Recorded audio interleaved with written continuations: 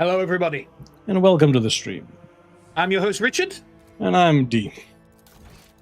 And we have made the decision to crack on with RogueTrader. We were going to take a break at the end of Act 3. But we have decided to carry on. Yes, the plan was to take a break at the end of Act 3. Maybe play something shorter, lighter. You know, detox a bit. Yes. However, our indecision doomed us. Yep. I won't tolerate. So we're in it for the long haul. Yeah, we're just going to plow through. And what we're probably going to do is over Christmas, we've got quite a bit of time because I've got holidays. So we're probably going to do more stuff over the Christmas break. So we could probably take the time and get the setup downstairs done. And that way we can, because there's some games that we want to play from the comfort of our own couches. As maybe it might make it more fun to interact a bit more directly. Yes, because at the moment we're basically over a Discord call, so it's not as interactive for us as it usually is when we play games together. So, but we'll figure that all out later. In the meantime, yes, I'm trying to catch up back to where we were at the end of last episode, where we returned from Koronus. The problem so basically was that an hour after I entered the damn portal, we were still talking to people. It was getting impossibly late. So we made the executive decision to cut it there and catch up here. Yeah, so last session we finished our escape from Komora, fought our way to the top of a spire and beat the Dark Eldar leader of the Cabal. Other way around. The other way around, sorry. And then we entered the portal, and we thought, woohoo, chapter 3 done. And then when we returned to the ship, everybody was talking to us about every little thing, and we just wanted a break to pause and save. But it kept going and going, and by that point it was like 11 o'clock. We'd had nothing to eat for dinner, and we were just like, no, we're calling it there. That's it. And like literally, I had like half an hour to eat, and then I had to get to bed for work the next day. So, I really would have appreciated an actual break between chapters, because like you return and suddenly everything just gets dogpiled on you. Yeah. And it was just getting ridiculous. So we made the executive decision. This is almost like the perfect example. Like, oh yeah, something about Jay. Okay, I'll talk to her when I'm ready. You know what I mean? Yeah. No, you have to do it right now, right here. So I am trying to catch up to where we were at the end of last station and pick it up from there. Yes. Oh wait, did I fuck up? I don't know, did you? Oh, did I fuck up? I think I fucked up. That's the other problem trying to speedrun these dialogue choices. Yeah. I think I might have kicked her out of the party. Oh shit. Yeah. Yeah, we definitely don't want to do that. I mean, she's not my favorite character, but I'm not willing to give up story beats just cause. Yeah, exactly. That's the kind of shit that you don't see in more edited videos. Yes.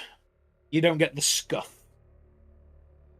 But some people really like the scuff. See how the sausage is made. Yes. Because, yeah, there's no good stopping point here. Any slight misclick, and I have to start over from that point.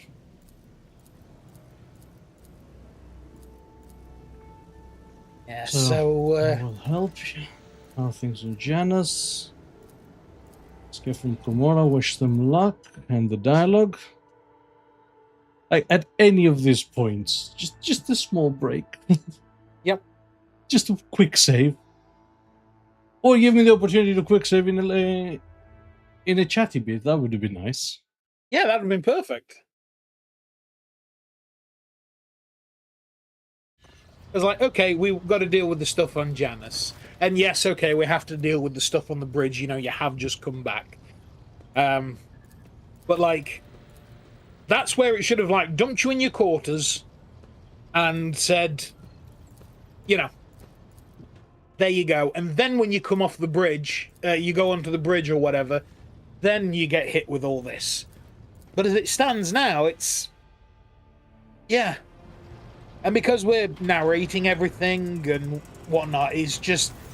it was taking too much time yesterday. Taking too much time now, arguably. But Well, yeah. builds up time for people to show up, I guess. Yeah, you know, people can make their way in when they're ready. So, real story. So the corporal hate what? You get rolls, you're a deserter. And that's when it was we knew each other. Who's Are you mercy worried but I'm you going to son? start spitting on Yes, the deck accidentally and kicked her out. shriveling your officer's ears with my foul tongue? Yeah, return to your Serious? duties. Good. Okay, there we go.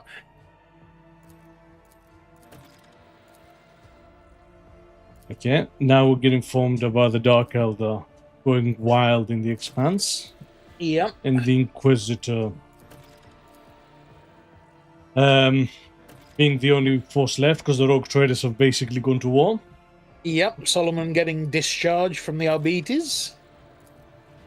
Which we will collect him in person. Yep. Thanks for the report. Abelard has a family problem. Yep.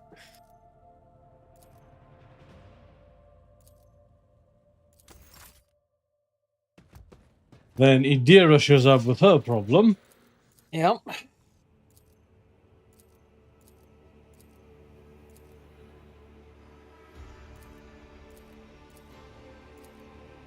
Okay, we will find the door. And that is where we were.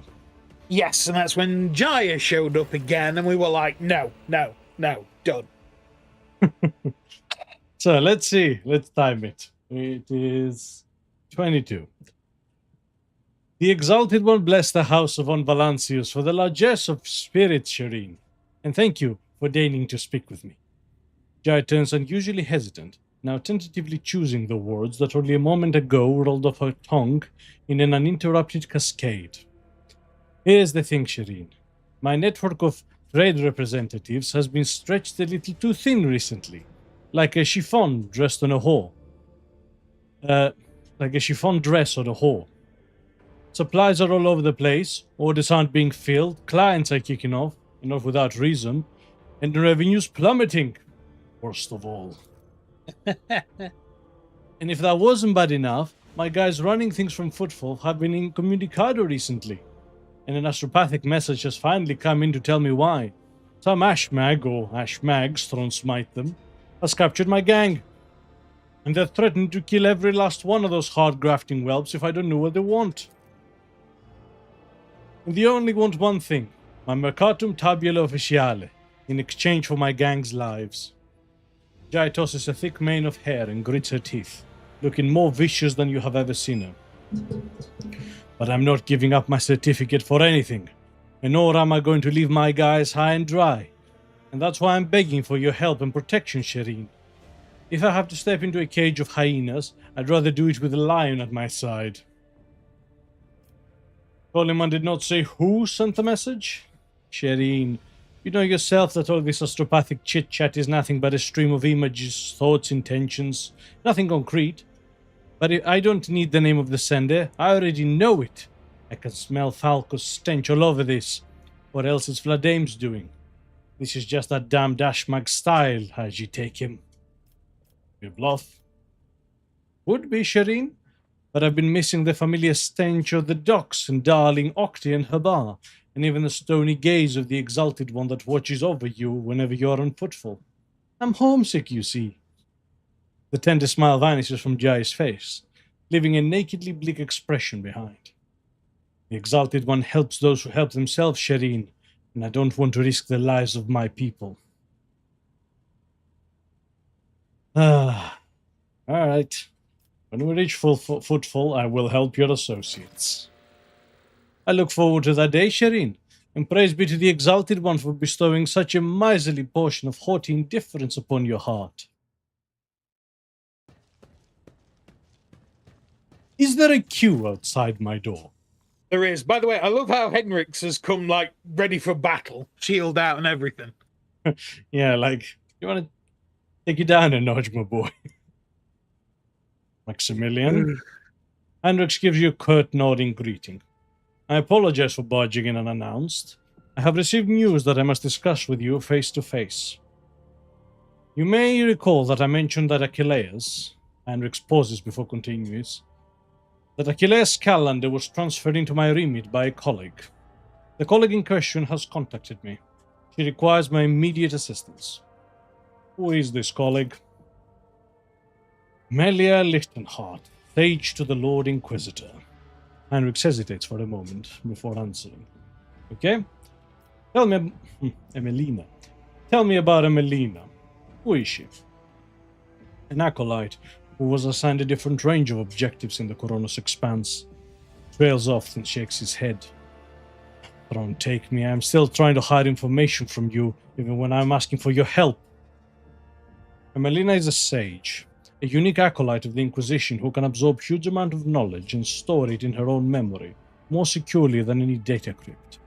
She entered the Lord Inquisitor's retinue before even I did. Oh, so she's a mentat.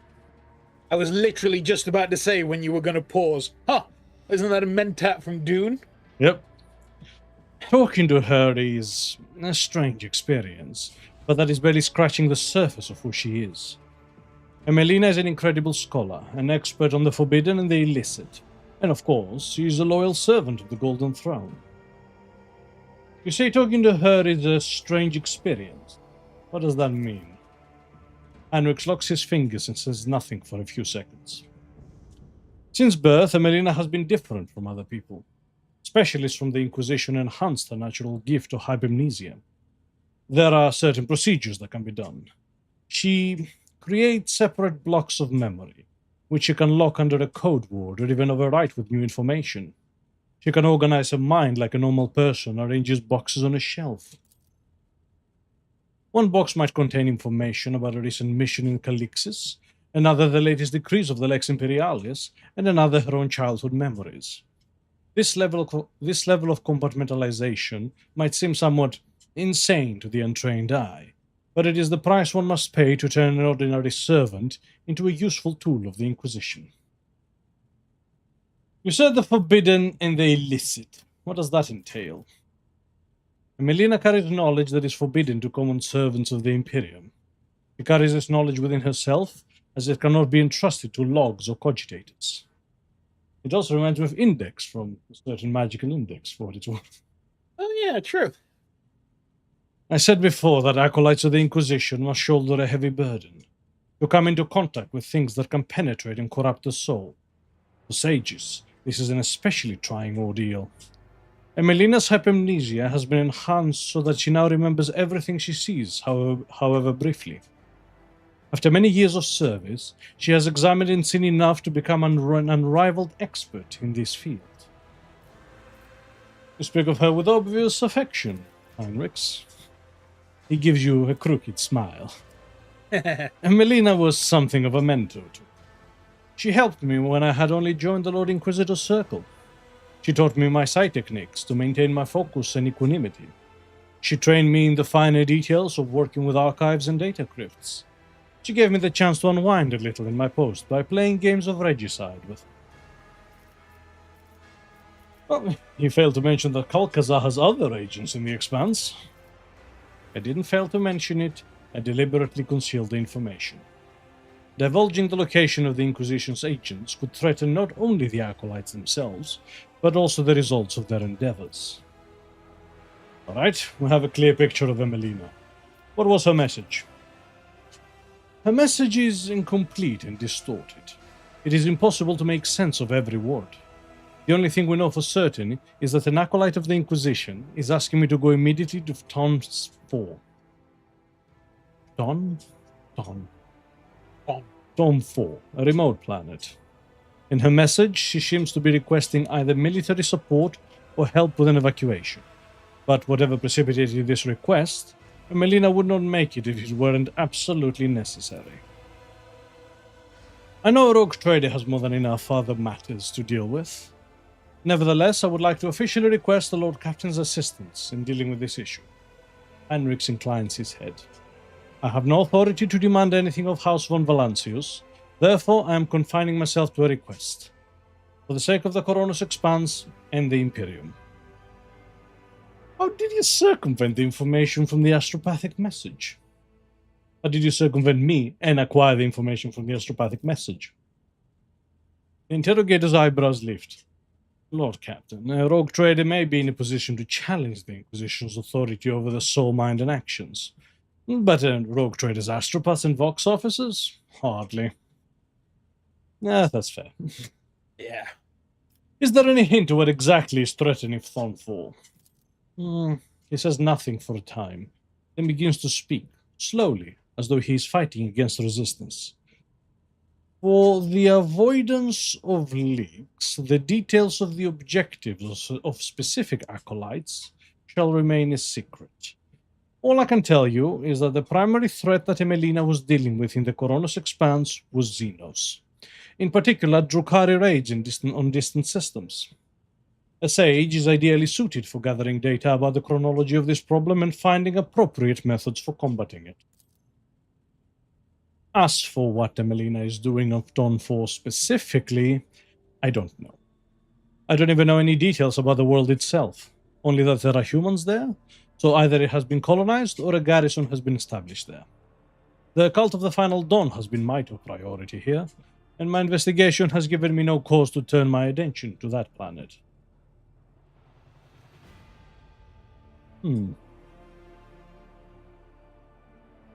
Alright, I'll help you. We shall go to Dawn 4 and put an end to this threat. Heinrich bows. Thank you, Lord Captain. I'm confident that this minor deviation from our primary course will help to stem the spread of anarchy in the Koronus expanse, if only slightly. At the very least, we won't be outflanked. I have already spoken to the navigation crew and provided them with the coordinates of Dawn 4. We can set a course for it as soon as you give the order.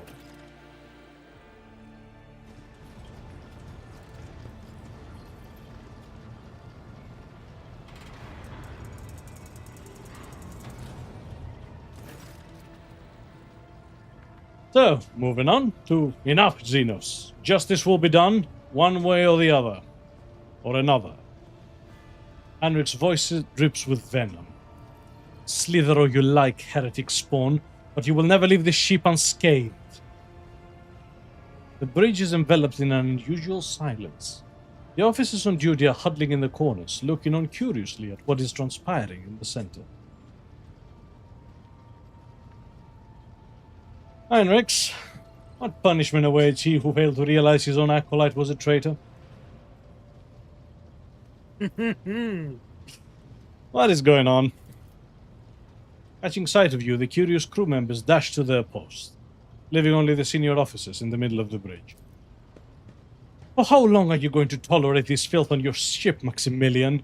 This foul traitor who has already dragged you into the darkness once, and who almost left your protectorate without its sovereign.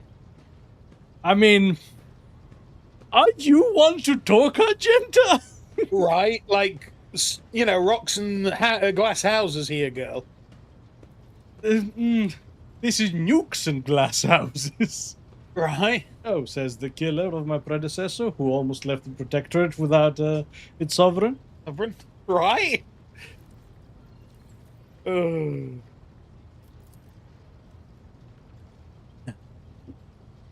RogueTrader. Heinrich's voice makes your blood run cold. Has Eldari heresy clouded your judgment? Treachery always means death, neither for the traitor or the one betrayed. You almost died in Komora. Your retinue. You know what became of them. Is it not high time that justice was done? Those present nod wordlessly, but do not dare to interfere. Now this is a fine spectacle. The Inhumans get what she deserves, and all of us watch and laugh. Wonderful path has led you into a rather thorny situation, cousin. You refused to beg for mercy in Komora, and now you will have to lick the boots of the monkey. Silas Xenos, your turn will come. Ilia does not react to the curses being slung at her. With an imperturbable expression, she watches the crowd before her. Then her gaze turns on you. Well, anyone else want to share their thoughts? You know, Lord Captain, I will support any order you give, but to keep the Xenos in the retinue, especially after everything. Abelard casts a tense look at the lower bridge. After everything that has transpired because of her, it would not be wise. The enemies of humanity have no place among humans. You know this. Cassia's hands shake a little as she clenches her fists. But death is far too merciful a sentence. What I endured was far more terrible. The heinous behavior pattern of the Xeno entity and of specimens similar to her statistically leads to unfavorable and unpredictable outcomes. Iliad blankly surveys the crowd.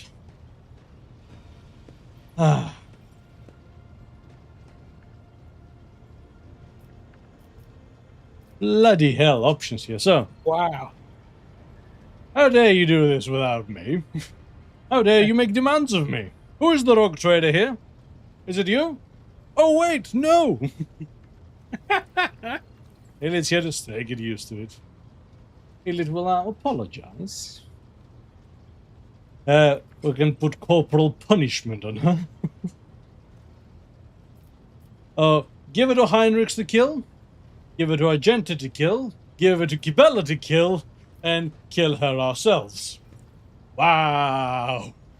Good grief. 4 different execution options. Never thought I'd see the day. Right. Oh, man.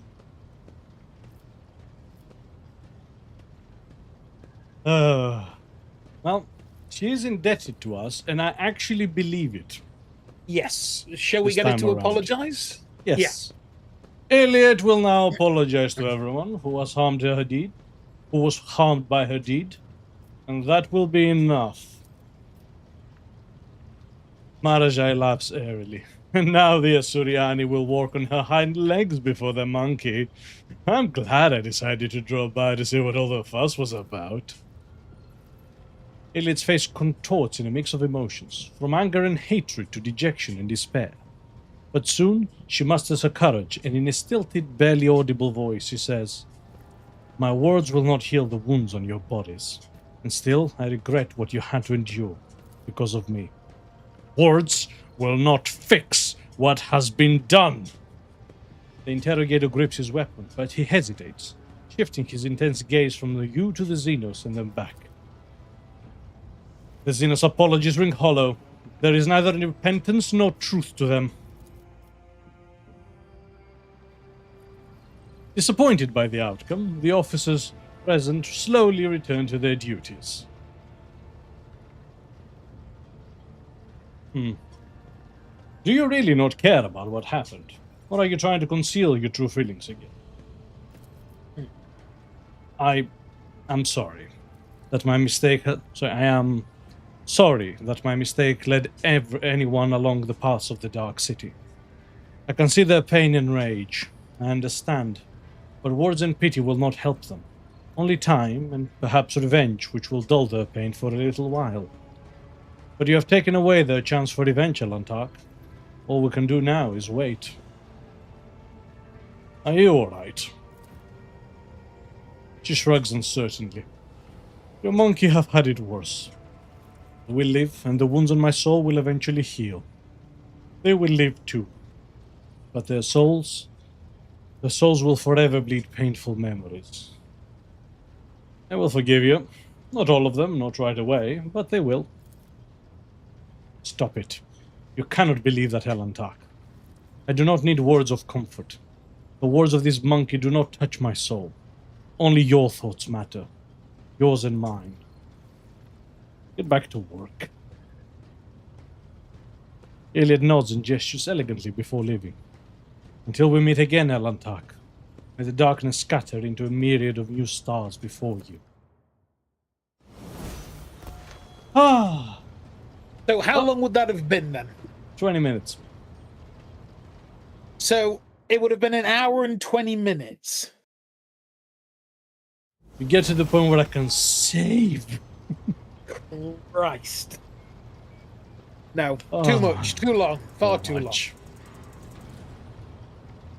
So- Absolutely bloody ridiculous. Before we continue, we have We're to level leveling up everyone up. twice. Holy shit. Twice. Yeah. Fuck I'm not me. even joking. What the hell? There's too much leveling up in this bitch. Right. So what level are we? 41. 41. So, ballistic skill. Nah, I'm going for fellowship. Uh-huh. Ballistic skill is doing nothing for us. Yeah. Then it's prepare for an assault. Prepare for an assault. Break their ranks works as if there were one more enemy adjacent to the target. Huh. This allows to be used on enemy. Yeah, that's perfect actually. Consolidation? Nah. Advanced tracking.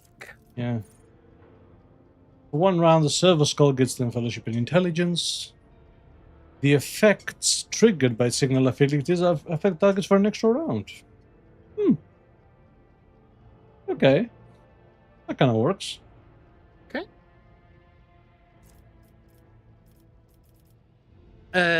Then it recommends fellowship, but you've already maxed that out, so... So now I'll go for ballistic skill, I suppose, which... I mean, we could go for intelligence, or... It doesn't really do anything for us, actually. So, agility would have been fun. Hmm. Hard initiative. Yeah, we'll go for agility. Alright. Abelard. Abelard. Weapon skill? 41. Yep, weapon skill. And then crowd kill. Area attacks do more damage. Nice. Devastating attack? Devastating attack, yep. And strength? Or Toughness, actually. That's fine. He's hitting hard enough.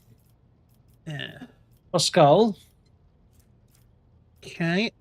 So, ballistic skill? Yeah, that's fair for him. I would have liked intelligence, but he does actually do a lot of damage now. He actually does, yeah. And improved tactics. Tactical knowledge requires 3 exploits instead of 4. Sure. Not sure what that does. Okay. Then it's And snare. piercing shot. And more ballistic skill. Intelligence, actually. Alright. Okay.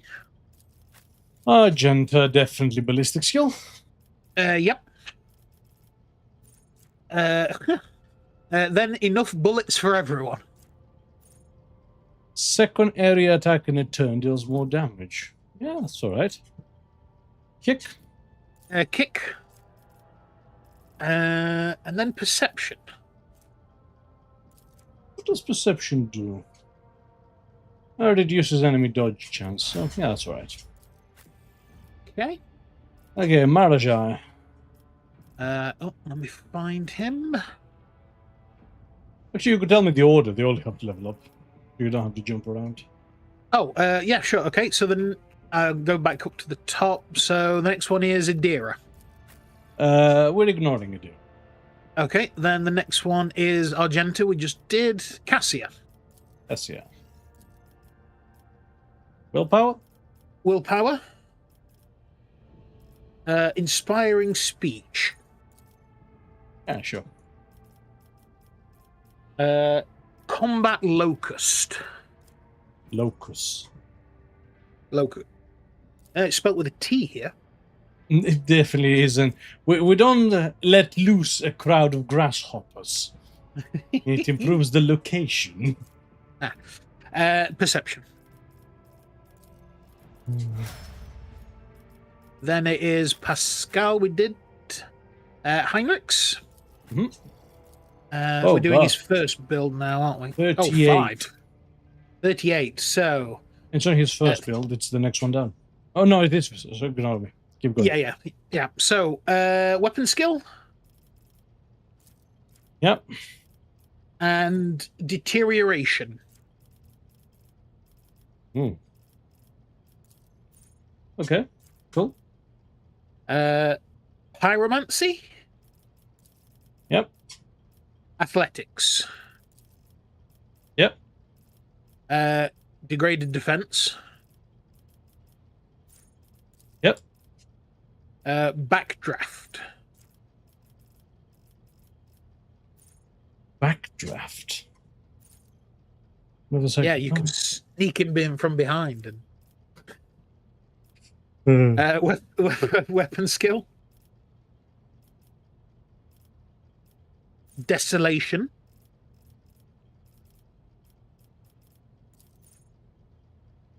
Okay. Yeah.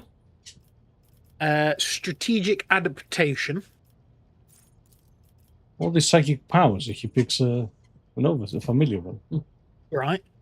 Toughness. Okay. Okay. Then it is Jaya. 38. Ballistic skill.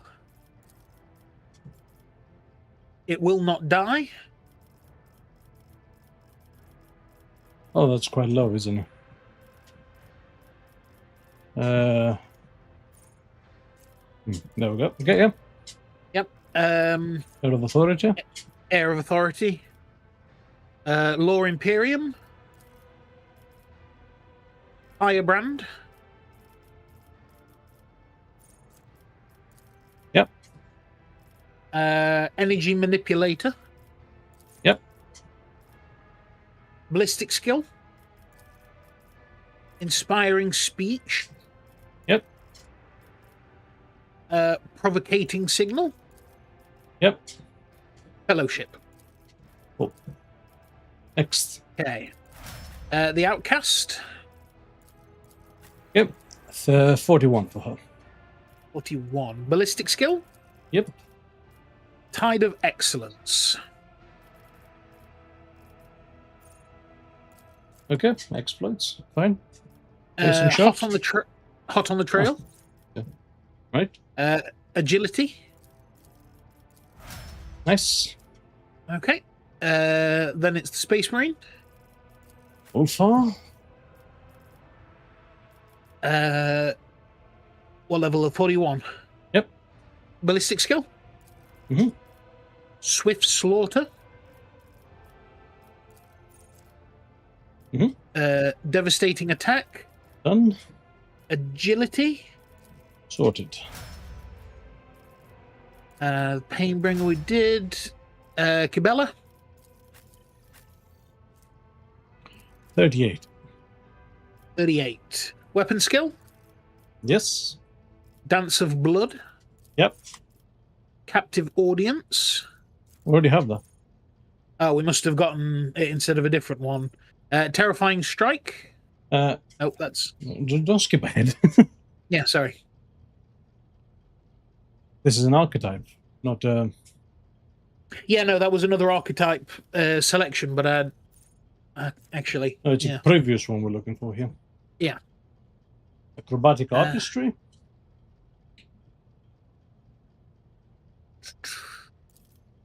Can't see it.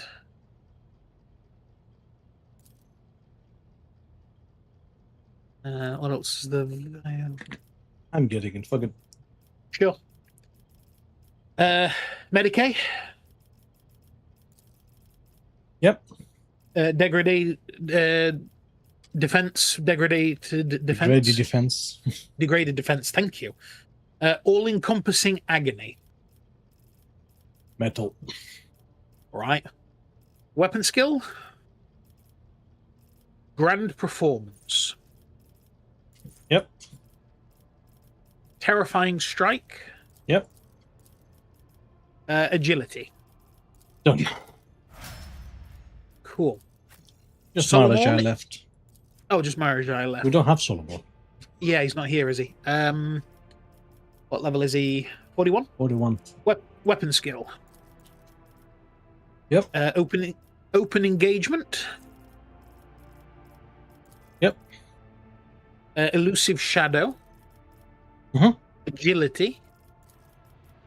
Nice. Okay. Okay, so the issue is as well with having so many companions is, oh yes, take Idira with you. I haven't taken Idira with me since we're level 10. Right. I have no idea what her build has evolved into. Yeah.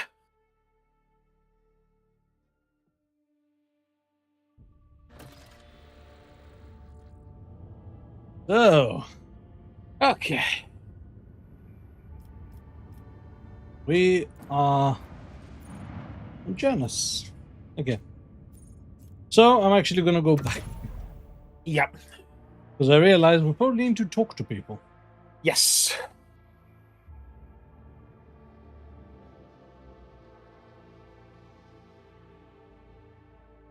It's going to be a very talky stream, this one, I feel. Yep. Lord Captain. I should. Abela doesn't have anything new to say. Oh. Yeah, good. Any new rumors from the Vox spirits? Yes. Perhaps you would be interested in a Vox transmission I intercepted not long ago, Lord Captain. The thoroughly encrypted message contained the coordinates of a landing site on a certain planet marked as rare cargo. I have not been able to uncover anything else, and I believe the encryption was intended for those who are involved in the unsanctioned trade activities. A multitude of scout ships tirelessly explore the expanse in search of new resource deposits, but unfortunately, not all of them represent the interests of the von Valancius dynasty. I occasionally intercept Vox transmissions from ships prowling in your domain in search for easy loot. An asteroid the size of a small planet has been discovered into the Sotus tomb system, and the prospectors believe that there may be wealth of resources hidden under the crust.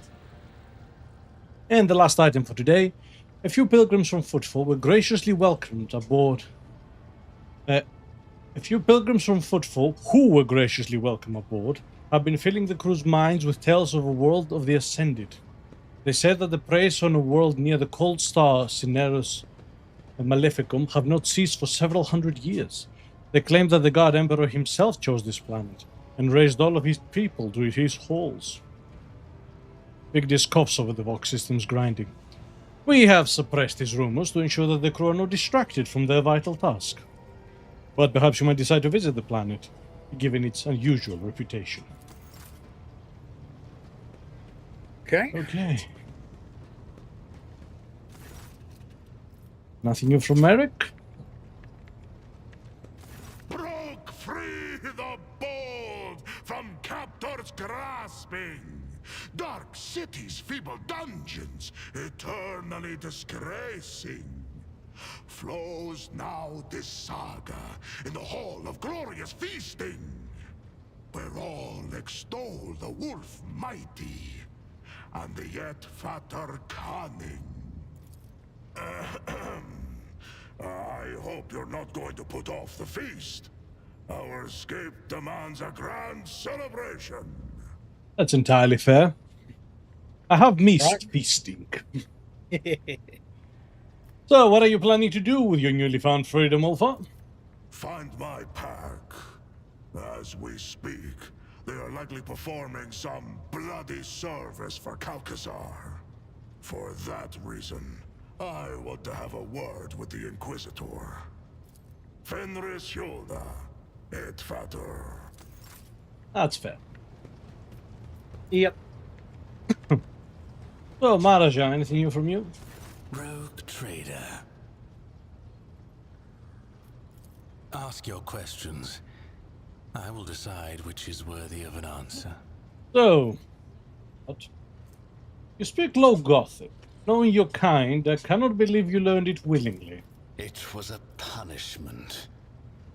One of my raids was not as successful as it should have been, and Erimeris ordered Tavantius to forcibly implant the knowledge of the repulsive monkey language into my mind.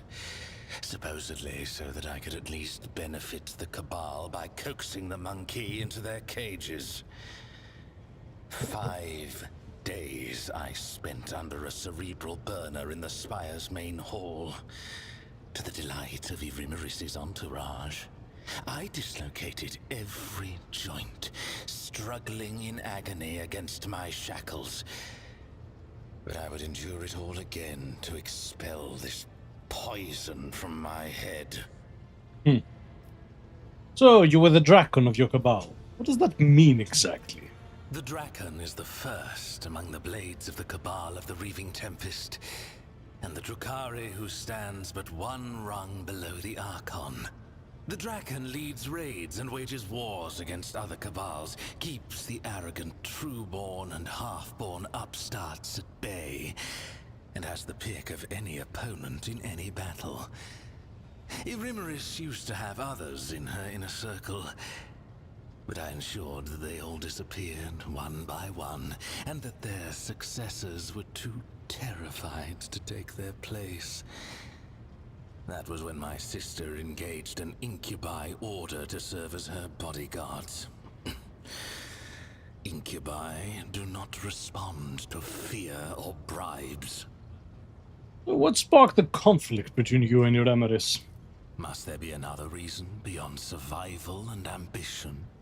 Komorra does not tolerate weakness. Komorra respects only strength and cunning. Either you climb upward on the corpses of your enemies, or you become one of the steps underfoot.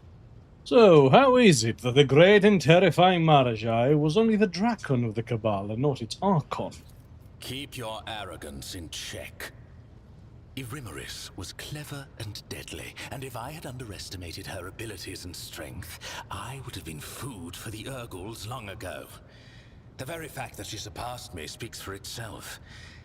I refused to give her cause to cast me out as a traitor. No, our rivalry, our little game that ran since our birth, took time. And another thing, when you're at the top, you need something to stave off boredom. This game amused us and terrorized the rest of the Cabal. Oh, I find kind of interesting.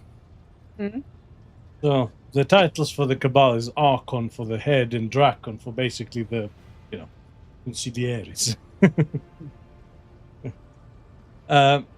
But in ancient Athens, Drakon was the Archon of Athens. Ah.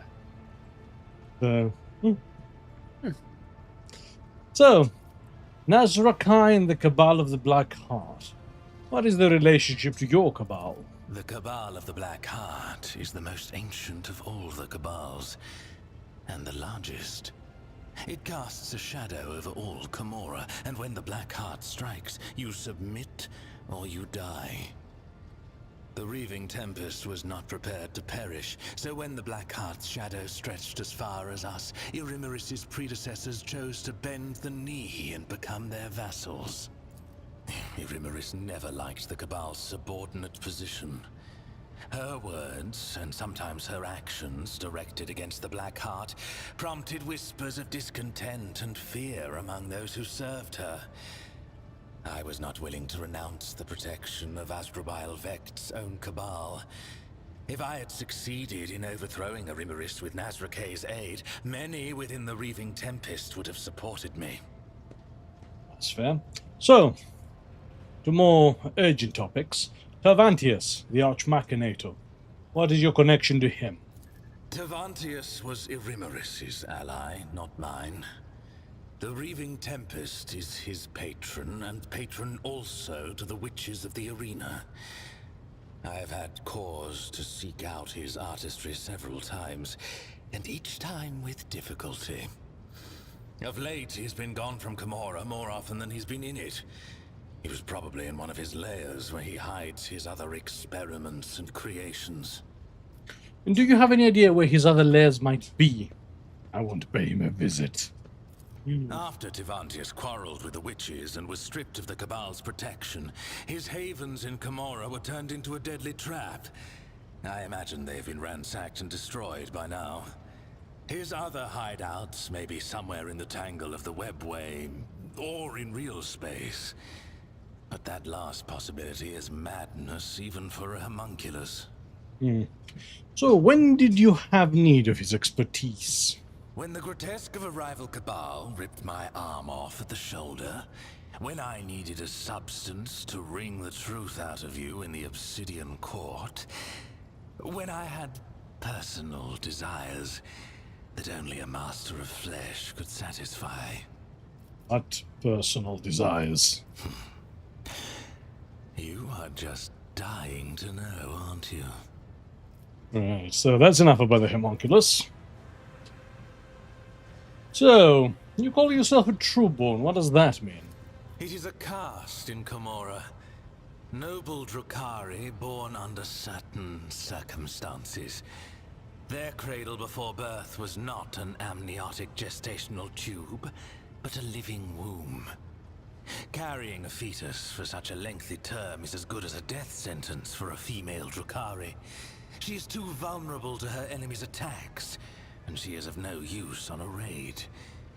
In Komorra, only the most powerful Drukhari, who are able to surround themselves with the best protection, can allow themselves such an extravagance.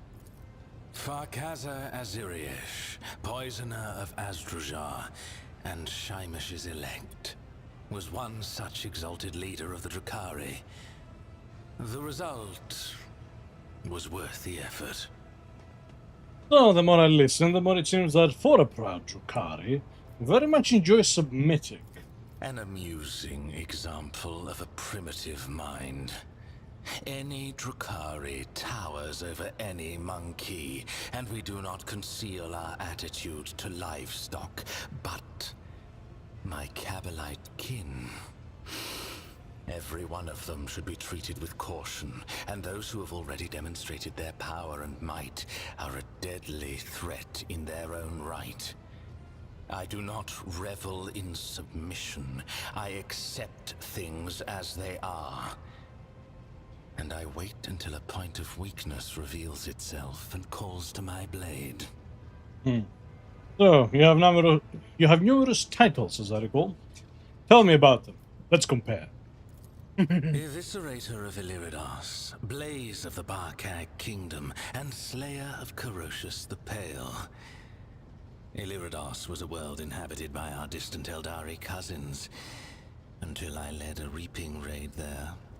The Barkag Kingdom was a separate cluster on the fringes of Komorra before it went to war with the Reaving Tempest, and by the time I left, I was wading through the blood of its inhabitants. And lastly, Koronus the Pale. He was an ancient homunculus who betrayed the Aziriesh at the behest of another cabal. That was not a military victory, but a personal one. In his attempts to make himself invincible, Koronus had sown inside himself the deadliest creatures from the depths of Komorra. It did not save him. I cut out every one of his 8 hearts and sent them to his former coven as a warning to the rest. See. Are you sure? Yes, I'm sure.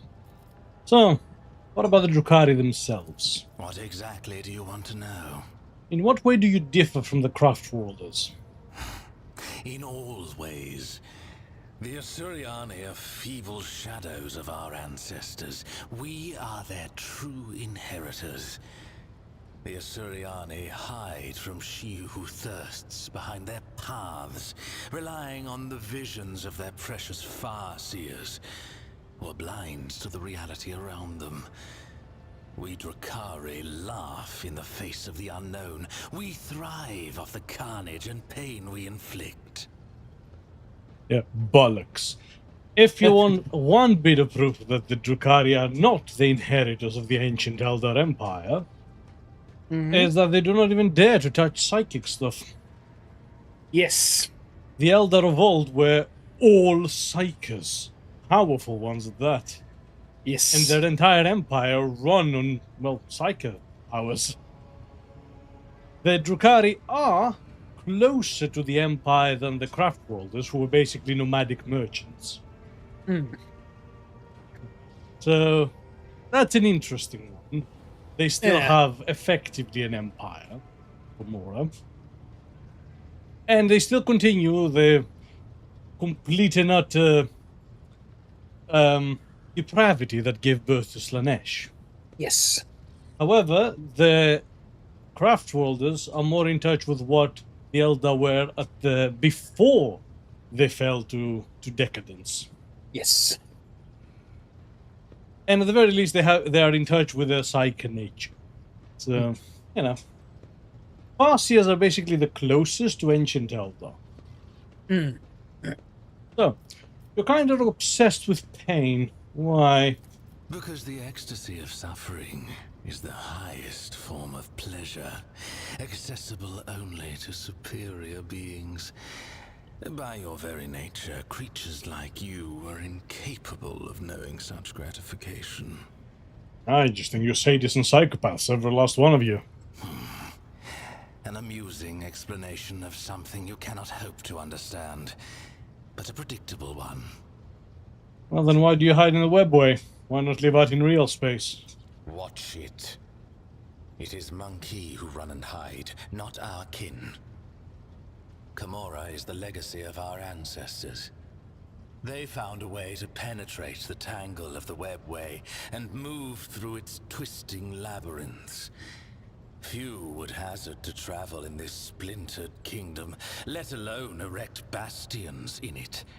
The Drukhari are the only Eldari who do not fear the horrors of the webway. For every peril we overcome makes us stronger. Ajurai speaks unhurriedly, almost lazily, with poorly concealed pride. Ah. I keep hearing the name as Drubile Vecht. Tell me about him. No. No one speaks of the Overlord of Komora without good reason. Amusing you is certainly not reason enough. Yeah, people are terrified of Vecht. Yep. Perhaps.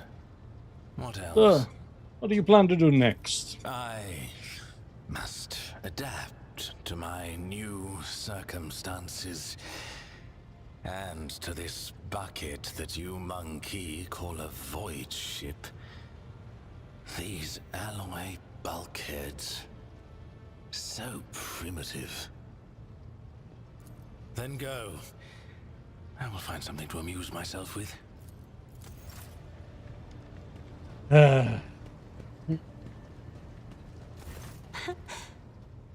Words cannot describe how boring the bridge is without our stimulating conversations.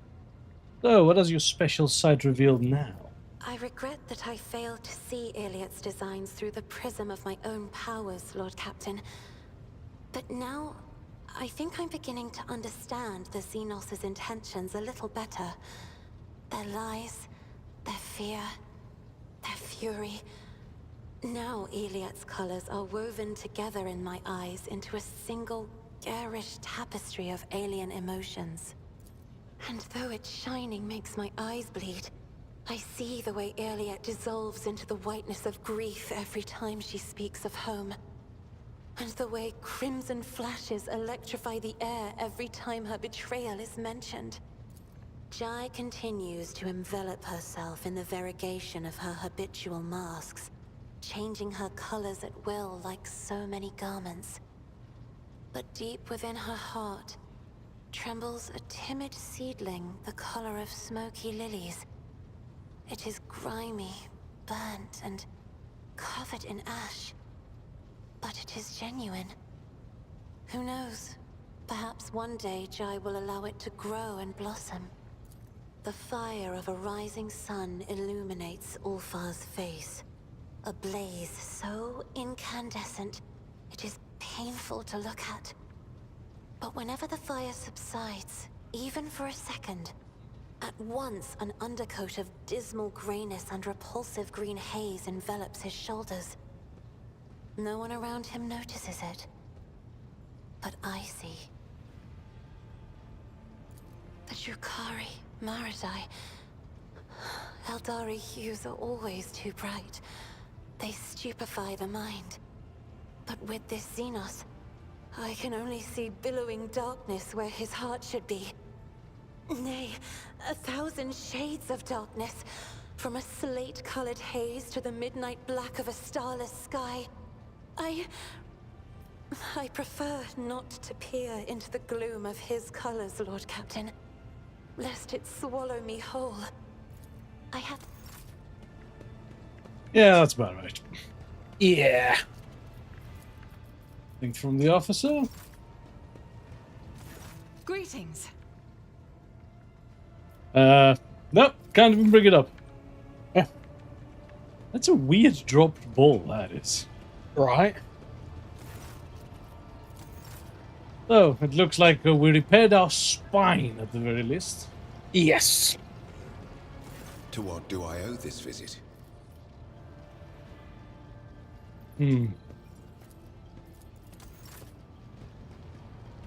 So, nothing new there. I doubt Diera will have anything to say. Oh wait, have you discovered anything more about the door from your visions? No, Lord Captain. Not a... Oh, will do. Take heed. Nothing new from you. The Dark City released us from its thorny embrace. The wounds of the body will heal. But what about the wounds of the soul? Kruderok fell, and its demise shattered the fragile lives of countless children of Osirian. Scattered across this part of the galaxy, hounded by the monkey, pursued by the Dark Cousins, imprisoned by the servants of She Who Thirsts.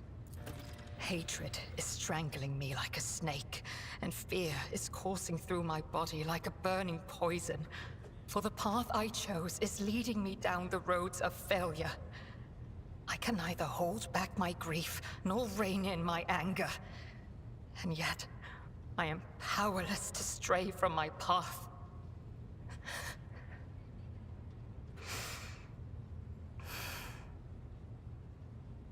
Pay no heed to my fleeting wrath, Alantark. When the will slips away, the soul trembles with rampant emotions. But I will resign my heart to meekness, for there is no other way a marked outcast can help their fellow Eldari wandering in the dark. Well, Kruderok suffered an unenviable fate. I am sorry your world is lost. I have no need for your sympathy, Alantark. Besides, neither Monkey nor my dark kin found the decaying remnants of Kruderok. Perhaps all is not lost. Perhaps we may yet bring back what has been taken. So, many terrible things happen in Komora. Are you alright? I found myself in the Dark City after following the twisted roads of truth and lies. And although the truth blossomed like an ugly bud and scratched my soul with its thorns, I did find the answers to my questions. Those who come back from the dark of the webway will never be the same. But it is we who change while the surrounding world remains imminent. This thought gives me strength. What will happen to the seer now? Clendil chose to stay on the Lilithon together with Muaran and the rest of our kinsmen. Perhaps it is for the best. The stars in this part of the galaxy are hostile to the children of Osirian. And where does the path of the outcast lead to now? On the trail of a monkey called Caligos Winterscale. Even a worm may harm a wounded tiger by bringing infection into an open wound. And the wounds of my people have been bleeding ever since Kruderok's demise. The spirits of my kin need a poultice, a hope, not the executioner's sword already poised to fall. Fair. Why Winterscale? Right, that's what I was wondering. Oh, wait, he did say that he'd been hunting Eldari rather than fighting. Is that the only reason? That's the only reason I can think of.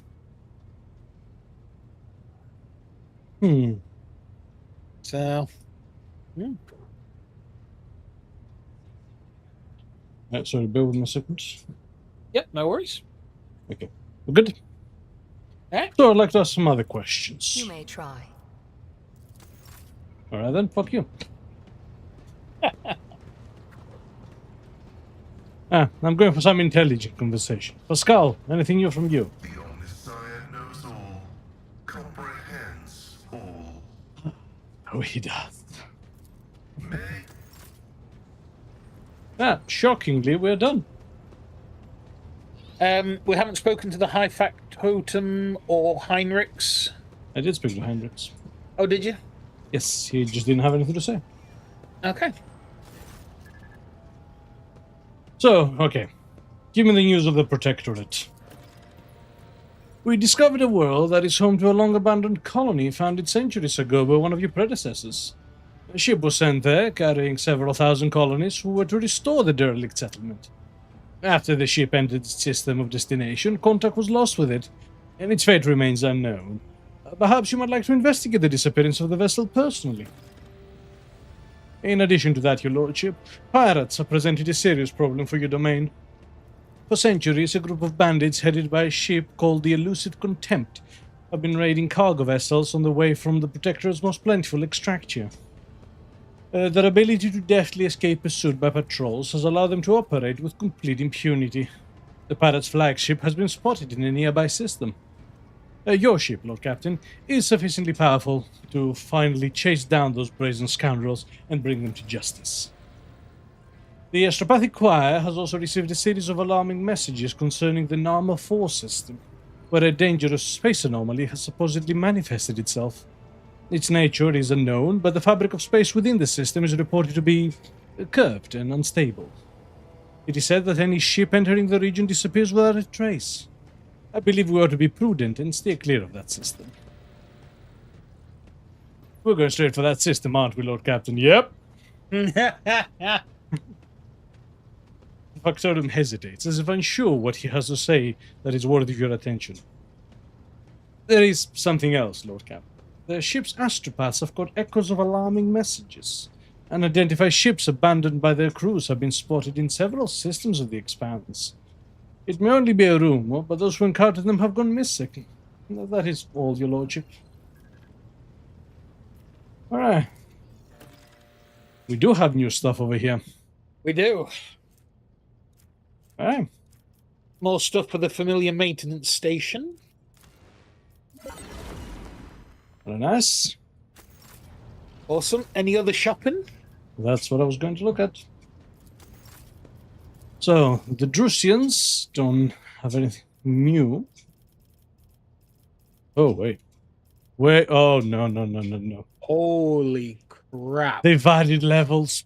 They've added levels. Yep. Oh, I thought we were getting close. No, not No. even. Oh, power sword. That's nice. Oh, an improved rock sword. Oh. Pinky. Vicky.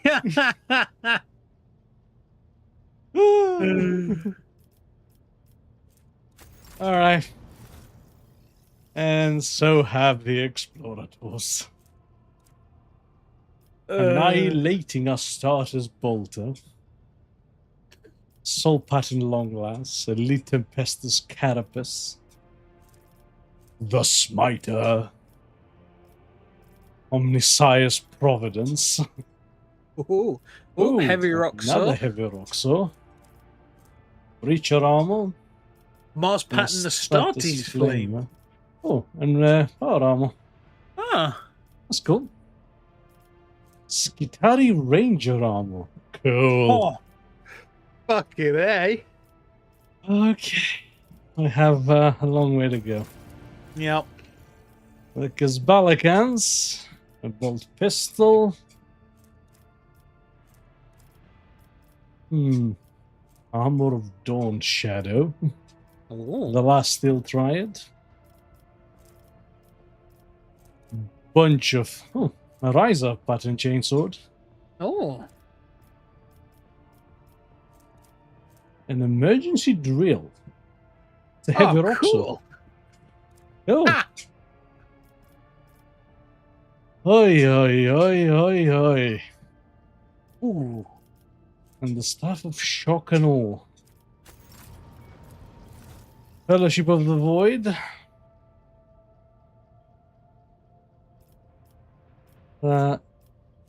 Earthbreaker. That could be nice. Grimoire.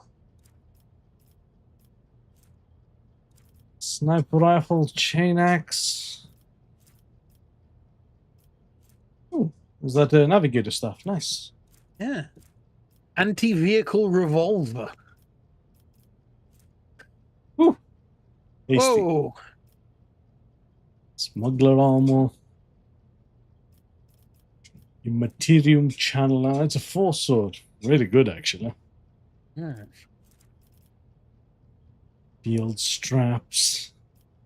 Fields. Oh, reloading a shotgun is free. Perfect Oh. for the Ooh, final Solomon. chord. Low armor penetration, though. Power armor. Ooh. Nice. Ooh, improved heavy bolter. Oh. Each kill Yeah. increases its rate of fire. Holy shit! Ooh. Holy shit! Need that. Ooh. Yes. But they still max out at 4. Crap. Okay. We're a long way away. Oh, yeah. What about our planets? Oh, Nog's joined us.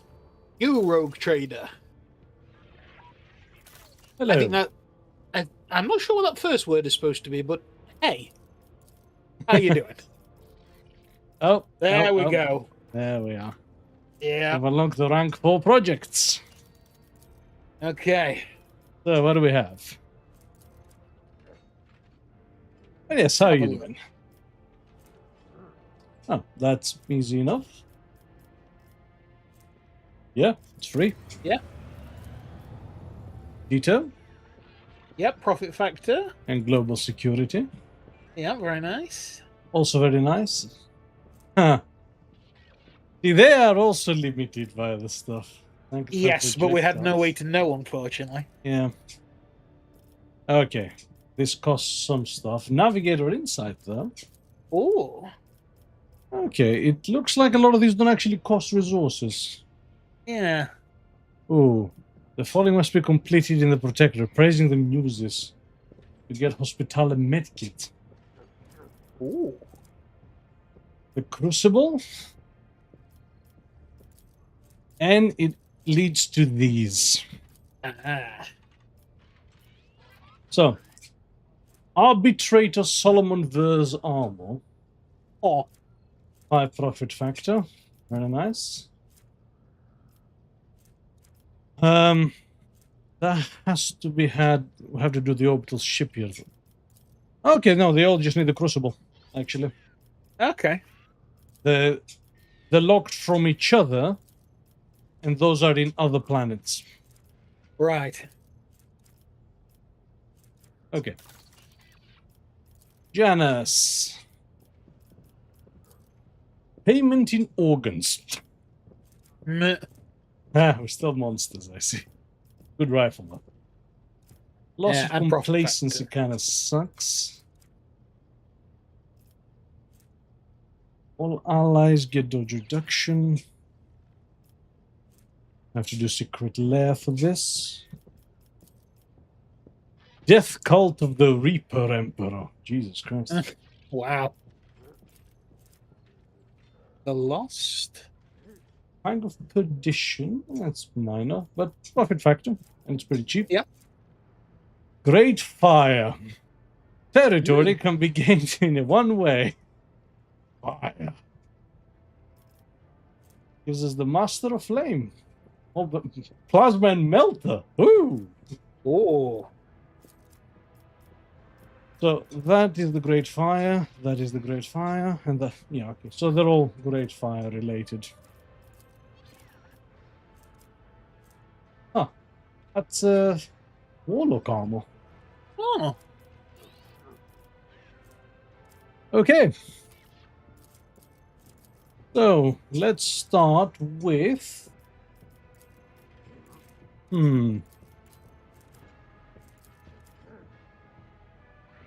Yeah, sure.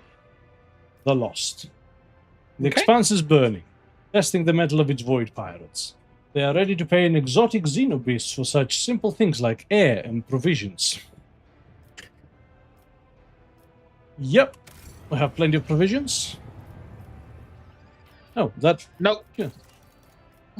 auto-finished, actually. Nog said that projects are the best rewards in game, better than high-tier merchants. Yes, I actually agree with that. Yeah. Because they are party-wide boosts, so Yeah. I like them. It's interesting that you complete them automatically. It doesn't take time now, so... Go. So now we have deflection against Xenos and demons, and global security. That's also free. Even more global security. And sanctified projectiles. Holy Prey. Ah, it's a plasma pistol. Damn it. So, in these dark times, a number of individuals have become known as honored saints. There's an opportunity to lure one of them and kill him in secret. His remains will become a valuable relic. Ooh, I don't know if I want to do that. Yeah, not happy about that. No fussed about the pistol, don't care about heretical XP, and loss of global security sucks. Yeah, no, I think we're good for that. So, I think it's time to do... Actually, yeah, let's do Lightbringers.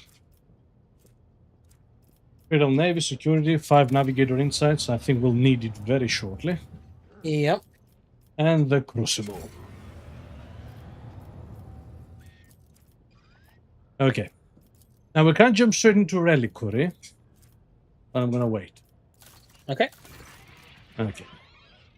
Lord Captain, the Crucible's great sculpting is underway. Pilestone is being transformed right before our eyes into a fertile world with lush groves and clean water. However, there is also evidence that the Crucible has created humans.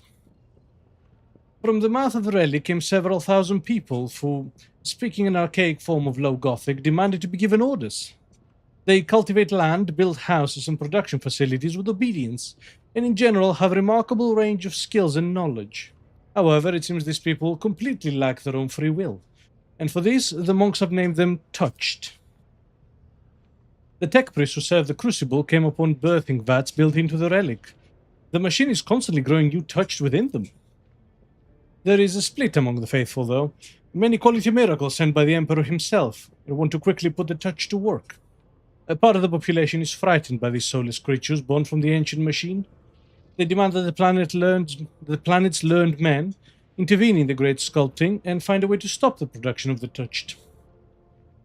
How dangerous are they? They do not appear to pose any threat. The autopsy of several specimens have shown that they are physiologically identical to ordinary humans. No traces of corruption or Xenu influence were found either. However, their obedience is a double-edged sword. They obey any orders without knowing or caring who gives them, and thus nothing prevents a cunning intruder from bending them to his will, creating an army of obedient slaves or spies at their disposal. I'm open to suggestions. They were begotten by the relic of St. Cognatius, which means their existence pleases the Emperor. Your people must be reminded that it is so. Arrange a public ceremony of Tonsor to initiate the Touched into the Order of the Hammer, and a service dedicated to reading parables about the acts of St. Cognatius and his followers. Why don't you make the first move and assemble a mighty force from these Touched ones? If they are so obedient and diligent, then they will make fine troops. Assign a loyal commander to each squad, and keep an eye on them, and these strange people will turn it from threat into defenders of the Imperium. Lack of will? Registering a high probability of manufacturing failure within the Crucible's sacred processes. It is recommended to dispose of the finished batch of units and halt production of new ones. The algorithm of the Great Sculpting requires further examination. So, complacency and efficiency, and it boosts our ship.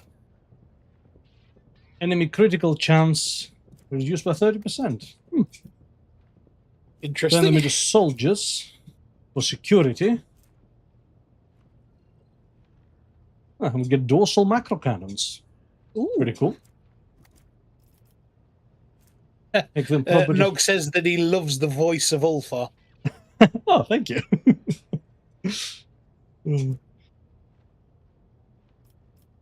And Pascal will lose some efficiency, get complacency and security, and all allies gain armor and critical hit chance. Ooh. Interesting. Yeah. What do you think? I'm tempted by Pascal, honestly.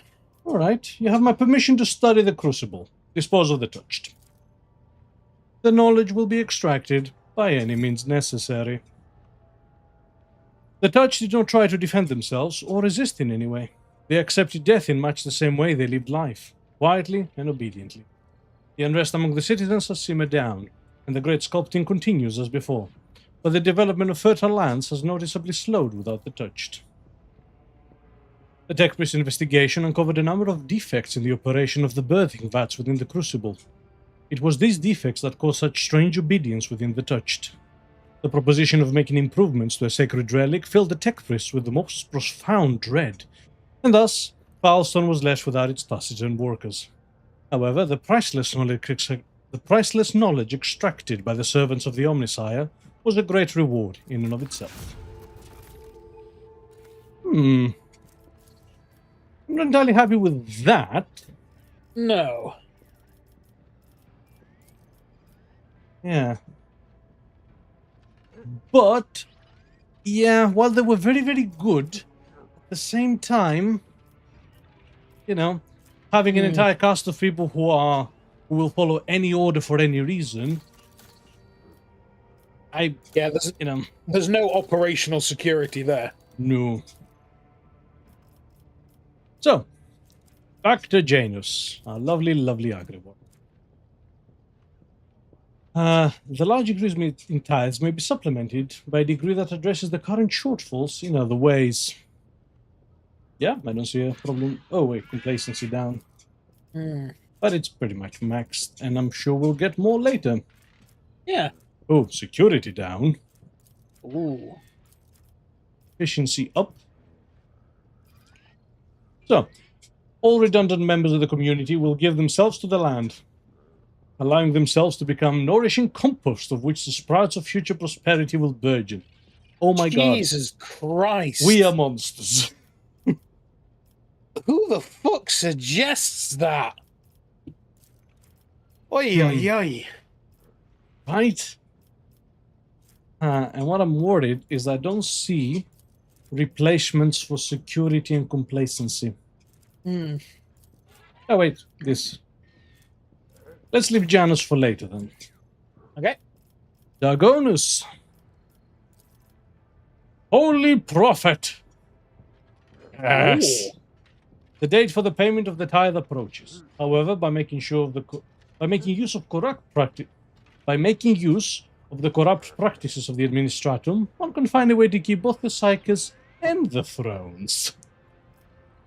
I mean, yeah. Yeah. And we get completed quite a straight lot, away. actually. Yeah.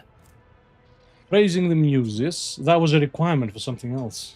It was, yes. The patronage of architects and other artists will allow for the creation of amazing and monumental works, marked with the RogueTrader's likeness. Damn right. Yeah, okay, we're doing that straight away. Build statues of myself around the expanse. The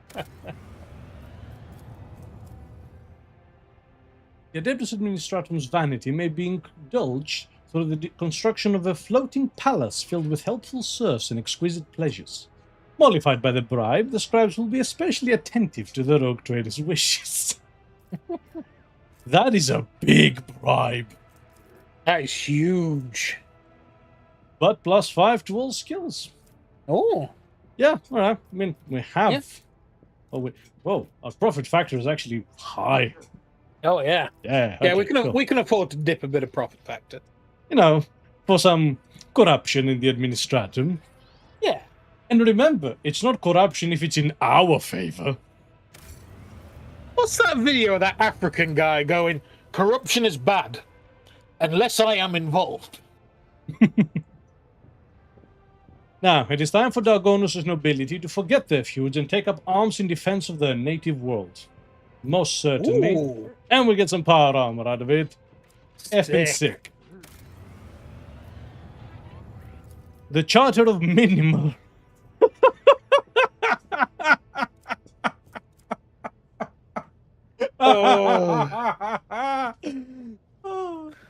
The adoption of the Charter, a document which grants certain rights to commoners, is a scandalous decision.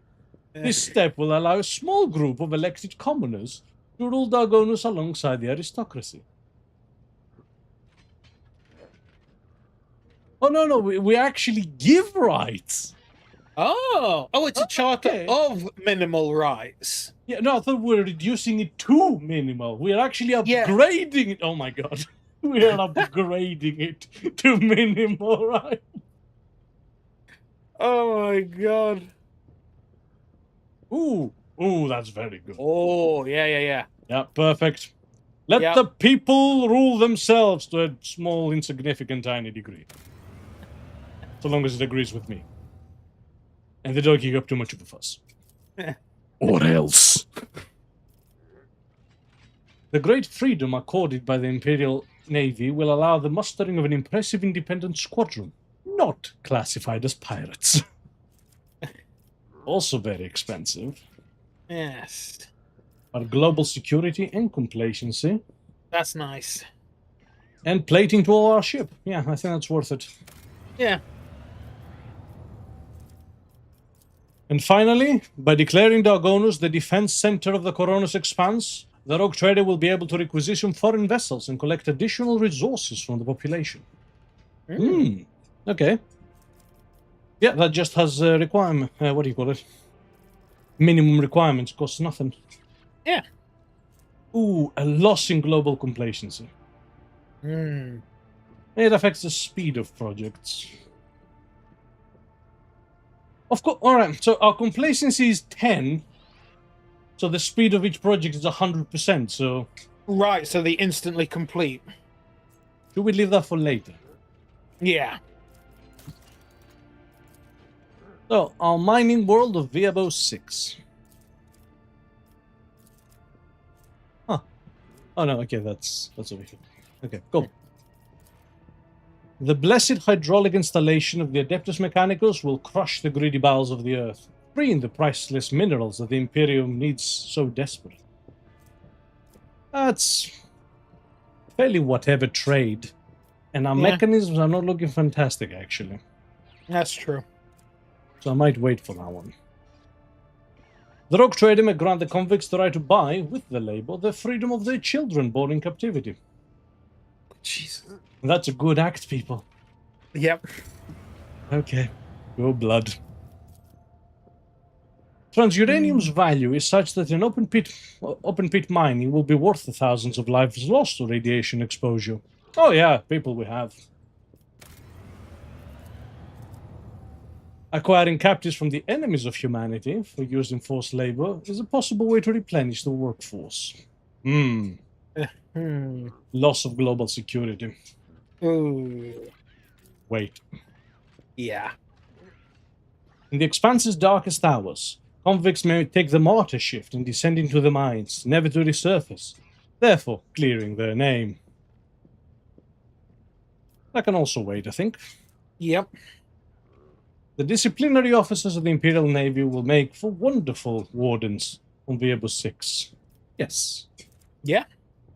We'll get a really cool chainsword out of it, actually. Yeah, two-handed chainsword.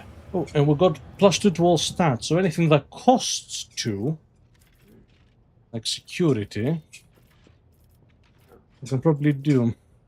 And finally, the Penal Battalion, an entire planetary regiment of martyr guardsmen, a gift from the RogueTrader to the Koronus expanse in its darkest hour. Yeah, that's alright. Yeah.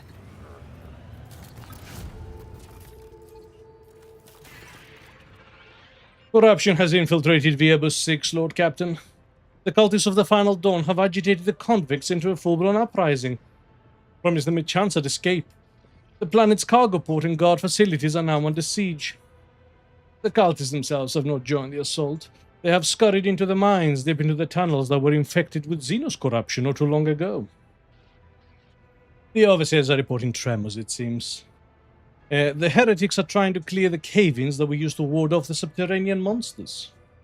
Why head to that particular area? Yeah. Unfortunately, we do not know the heretics' true objectives, but there is nary a doubt that they are pursuing a sinister and wicked goal, and must therefore be stopped. What is the current situation on the surface? Well, the overseers are trapped inside the guard facilities, and the convicts are now united by their common hatred for the dynasty and are obsessed with tales of freedom. Advisors? Heretics seek out those who are weak of spirit and entice them with promises of salvation. But such spineless lot lacks the resolve to fight and will drop their weapons should someone give them reason to fear. The purpose of many tactics in warfare is to sow terror into the enemy ranks, and I know some of these tactics well. Make them quiver, Vata, and those weaklings will forget all about their heinous intentions. Lord Captain, your resources and status allow you to make use of one of the most blunt and affordable tools of all, mercenaries. These dogs of war mentioned. Dogs of war mentioned. Wah, wah, wah, wah, wah. Oh yeah, unrelated. Did you see the Nagash teas for Total War? No. The teas Nagash. Holy shit. We might be getting the End Times DLC next. Awesome. So, sick. Yeah. So, these dogs of war will storm the warp itself for the right price, provided the overseers and some hired backup, and you can consider the crisis resolved. It is enough to kill a few and make the many lose their footing. Let the spinners bring death to the prominent instigators, and let the rest be intimidated. They will open themselves to an attack.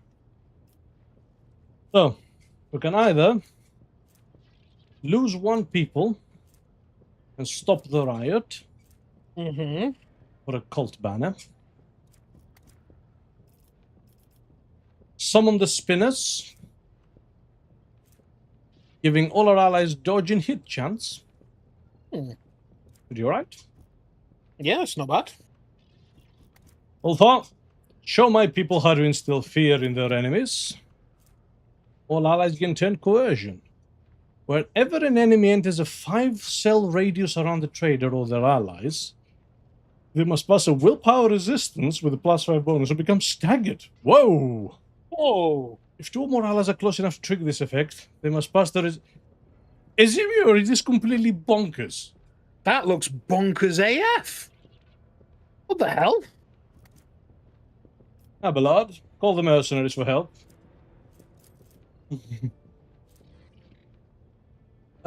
And we'll then get lance weapons to mud up. No, I'm with Ulfar on this one. Yeah. All right. Ulfar, show my people how to instill fear in their enemies. Ha! I shall teach them some secrets of this art. Following the advice given by the formidable Space Wolf, the overseers carried out a series of reprisals and acts of intimidation. Living behind mutilated corpses and infiltrating the rebel camp under the cover of darkness, they crushed the rebels' morale and forced them to surrender their weapons. Further proof, of course, that Space Marines were created by the Emperor as a terror troop. Yes. The leaders of the conspiracy, the cultists of the Final Dawn, were confronted in the mines. They had surrounded a strange, dark Xeno obelisk covered with glyphs, trying to awaken it from its slumber. The glyph patterns were similar to those the mad convicts had drawn before. The monstrous... Oh, no. Circles in circle. It's fucking Necron. Yeah, it is. It's going to be some kind of Necron thing, isn't it? Oh, yeah, it's going to be no. Yeah, it's a tomb world. Oh, no. Okay. So yes, the monstrous construction contained enough energy to tear the planet apart. By heroically disrupting the plan, the guards caused a malfunction within the terrible machine. Instead of exploding, it emitted a blistering heatwave, melting itself, turning those around into ash. Viabo 6 had been saved.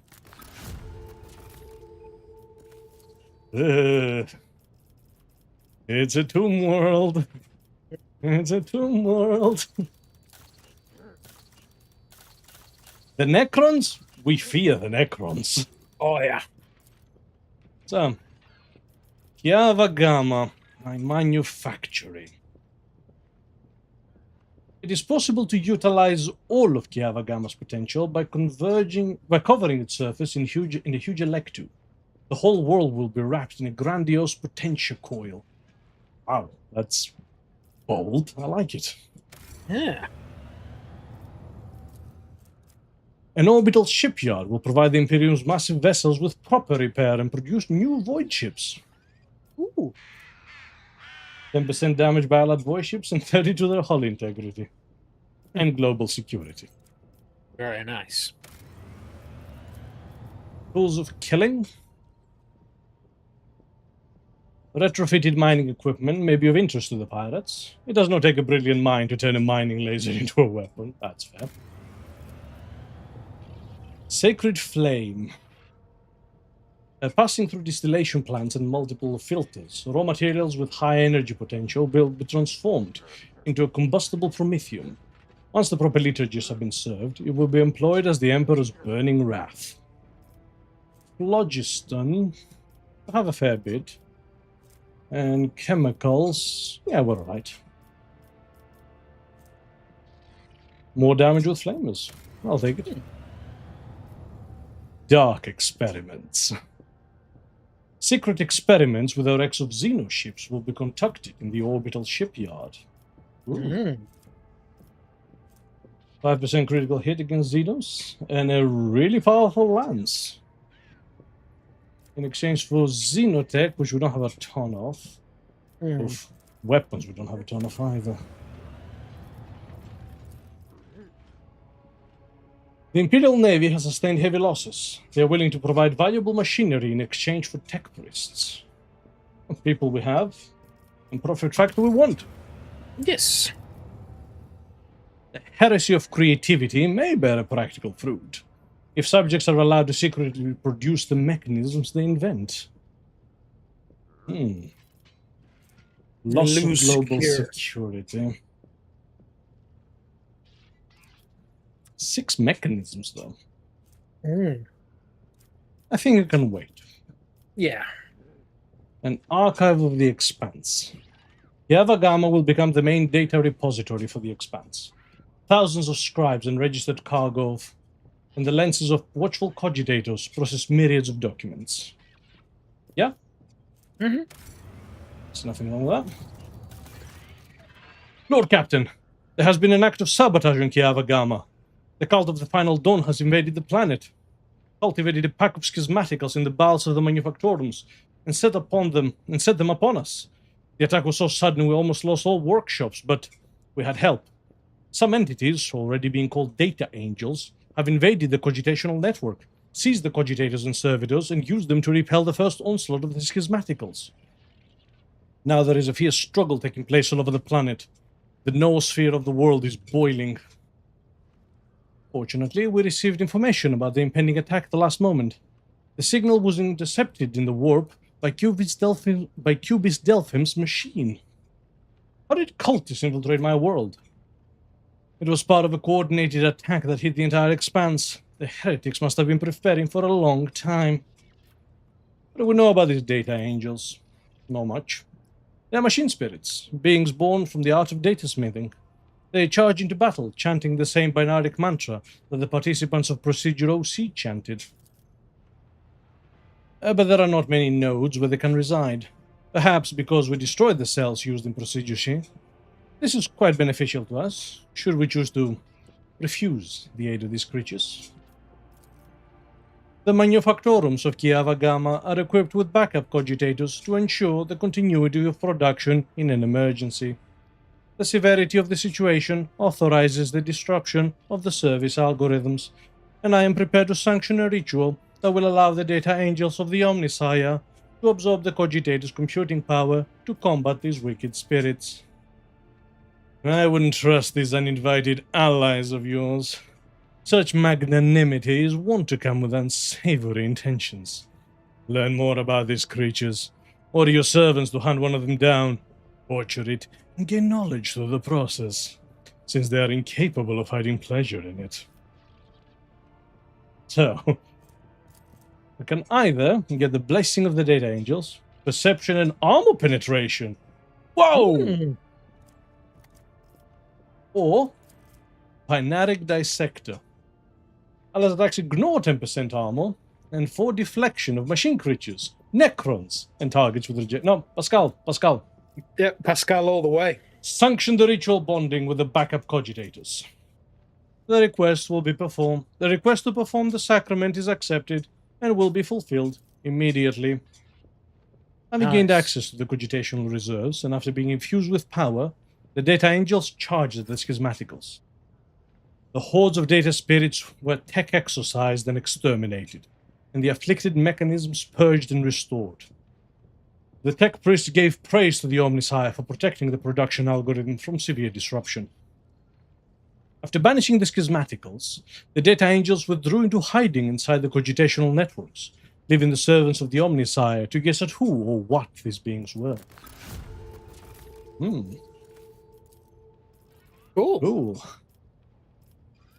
Cool. So we can do all 3 final projects on Kiovagama. So now we can have a look at Janus, which actually doesn't have a whole lot going on. No. Alright, let's start the Great Fire. Okay.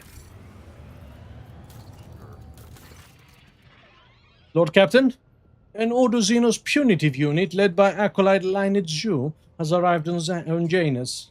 The Inquisition forces have already taken control of the Governor's Palace and intend to acquire into the recent anomalies on Janus. Heinrichs, why was I not notified of their arrival in advance? I'm surprised that they have informed us of their arrival at all. It demonstrates a semblance of trust. How much did the Inquisition sniff out? The initial interrogations have set Linet Zhu on the tracks of the wretches towards the anomalous region, but her people continue to dig deeper as we speak, so to speak.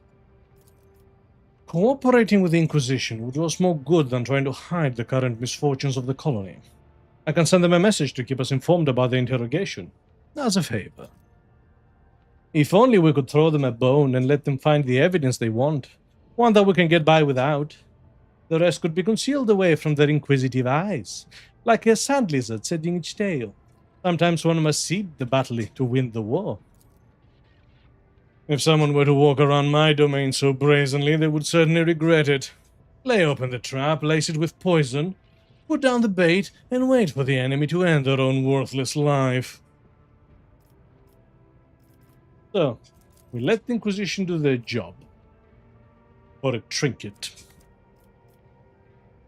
Expel them from the world at a cost. Arajai, I'm sure you can devise a treacherous trap where our uninvited guests might perish. Because, yes, the Inquisition does what they want. I'd rather they didn't. Oh, I love coming up with cunning traps for the monkey. The elaborate trap designed by the Xenos failed, as if Lady Zhu had been warned about it in advance. She disappeared into the crowds of serfs along with her people, becoming an outlaw. There is no doubt that the surviving agents of the Inquisition will cause a good deal of trouble in the future. Damn it! Damn it! Oh well. So, complete the Captive Xenos project. I haven't seen that anywhere. No.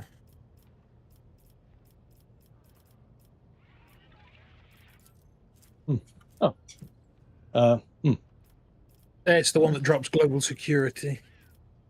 Yeah, and that raises global completion. So yeah, I'll do both. Nice. Okay. So, Foulstone. Holy Defenders. The monastery damaged by the Crucible will be rebuilt. While the cathedral is being erected from the ruins, the noble monks will scour the archives for evidence of a familial connection between St. Cugnatius and the von Valancius dynasty. Ooh. Very interesting. What's this plasteel, which we're using a lot of, actually? Yeah, we're getting through our stocks. But a low profit factor, XP with the Drusians.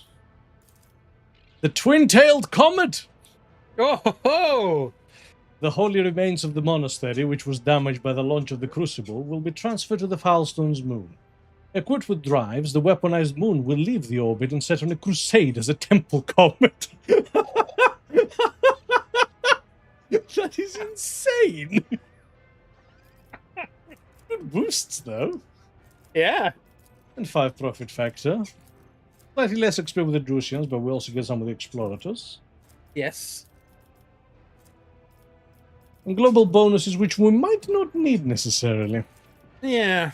The monastery, having been damaged by the launch of the Crucible, will be transferred upon the von Valancius flagship as a great reliquary and shelter for the Order of the Hammer. That's free, which is nice. Yep. All known Xenos allies get +5 to everything. Oh. Whoa!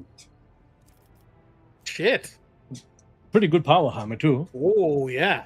But I have no one to use the power hammer. Low profit factor. I'm tempted by the twin-tail comet, because that shit is funny. It is, but it also costs a fair bit. And I like the +5 to all characteristics and skills. Yeah, that is nice. Alright. Transfer the reliquary upon the von Valancius flagship.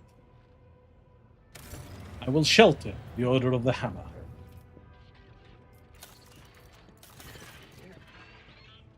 Lord Captain, the situation in Foulstone requires your attention.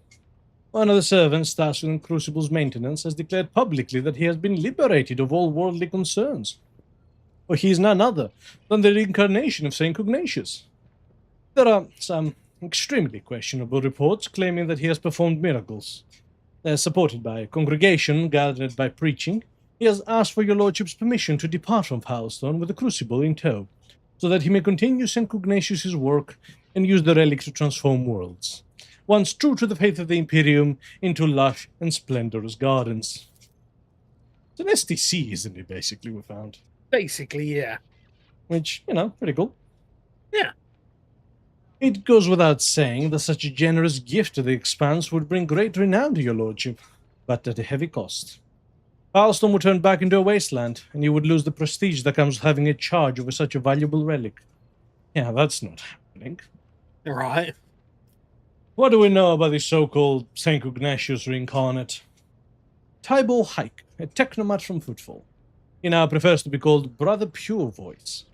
An unremarkable commoner with no family, gaunt, unkempt, covered in scabs from working the Crucible.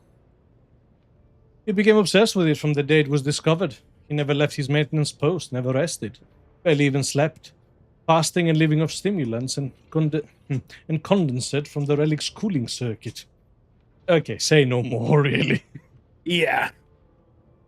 Then he started having revelations and eventually saw the truth.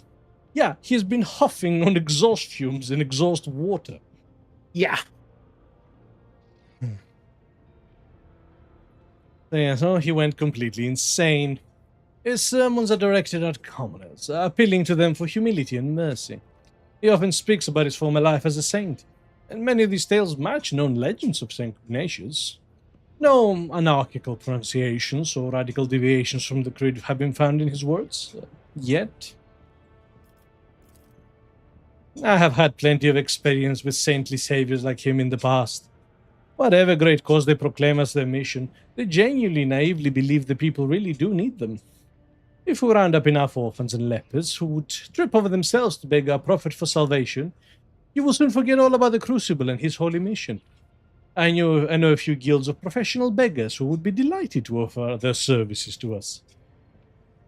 False prophets in the streets are a common occurrence. Their sermons breed turmoil, riots, and acts of disobedience. The Inquisition recommends that such unstable agents be isolated or quietly removed. The archenemy's lies take on many guises, but the Emperor's miracles are 100-fold stronger. On more than a few occasions, he has bestowed epiphanies upon the faithful, and even those of the humblest origin. I myself bear the name of a poor orphan who was granted miraculous powers by his grace. So give me time, and I will find you the most loyal agents to escort Brother Pure Voice on his travels. Don't use his name. Like a cat, you name it, you believe it. Well, she's drank the Kool-Aid so much, it's... Yeah. She's drowning in Kool-Aid. All right. They will keep him safe if he is pure, or punish him should they sense deceit in his words. But I have a feeling that his rebirth is a true wonder. The undying one does not release the souls that have come to him. This man is either lying or misguided. An experienced spinner will help him see the truth, or repent the deception. I can't believe I'm agreeing with fucking Kibella, Argenta. Do you listen to yourself? What? Bloody hell, there's options here. Right. So, read us of this troublemaker. So, whenever the wearer suffers an attack from demon or warp damage, they inflict burning to all adjacent enemies. Blech. Heinrichs, one of these days you're going to give me an offer that's going to be rational. I will entrust the prophet in the care of the Bloodspun web. Let my world not be perturbed by his illusions. Pretty cool armor, actually. Yeah. But it's for Kibella, so it's low priority. Execute him publicly. The colony must have order. That's the same as Heinrich's, pretty much. Right. Make him undergo a trial of purity. Let him die to prove his holiness. yeah, that's... we have experience in that. Yep. Oh, all Void Shield's weapons deal more damage. Pretty good, actually. Yeah. If we keep him distracted. Force him into the Order of the Hammer is the same thing, but we don't lose complacency. Mm-hmm. And Argenta's option, Profit Factor. Mm. Huh. A Power Hammer. And 15... Alright, okay. 2 efficiency, but... I can't believe I'm going to say this. But Argenta. Provide him with an escort that will accompany him and the Crucible... Oh, no. That means we're actually... Then... Yeah. That's probably why it's so good. Yeah, because you lose it. I think we'd lose the colony, wouldn't we? Yeah. Oh. Mm. No. Mm. No. That is fucking fantastic, and I love it. Yeah, but like losing the colony. Would we lose the entire colony? Oh.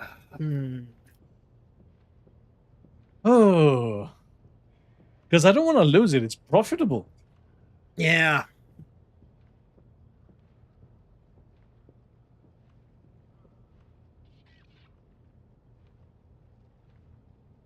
Okay.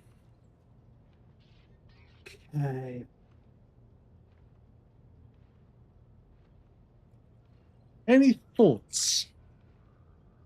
I'm not sure. So rank 5.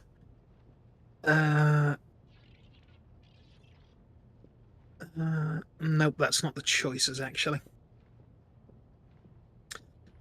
Yeah, okay. I'm not doing Argentas, sadly. Yeah. I'm gonna go with J.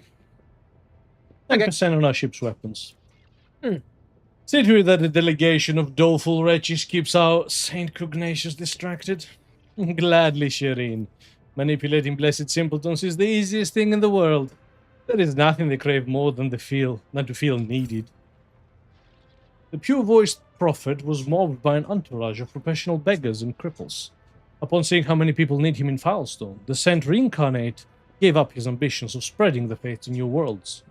He vowed not to leave the planet for as long as there remained even a single soul in need of his help. He only left Foulstone once, to bless the Lord Captain's ship and to counsel him to carry on St. Ignatius' holy cause. Because 100%, if we let him crusade, Foulstone vanishes from the world. Yep. And there's no other projects. Nope. Oh, 5 slots left. I imagine we'll get more projects at the end of chapter 4. Okay. So, I have not found captive Xenos anywhere. Unless it's way earlier. Somewhere else. Maybe. Let's turn some people into ash. So, at the loss of some security. Actually, yeah. Well, people, have some more. Ooh. Yeah, that drops complacency. But it's fine, we'll have more left. Alright. Also unlock the Xenos Intoxicant. Ooh. Okay. For some xenotech and some chemicals, a curious intoxicating substance has been discovered in Xenos ruins. Clandestine Magus alchemist workshops will refill and distill it, transforming it into pure euphoria that will delight the weary souls of aristocrats who long for new diversions. Why? At the start of the combat, the war against movement equal to resolve and cannot be slowed. Wow. Oh. Okay, that's good. Actually. Yeah. And the profit factor is always a plus.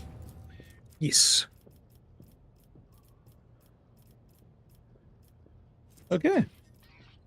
So, since I can't finish this, let's examine them at the very least.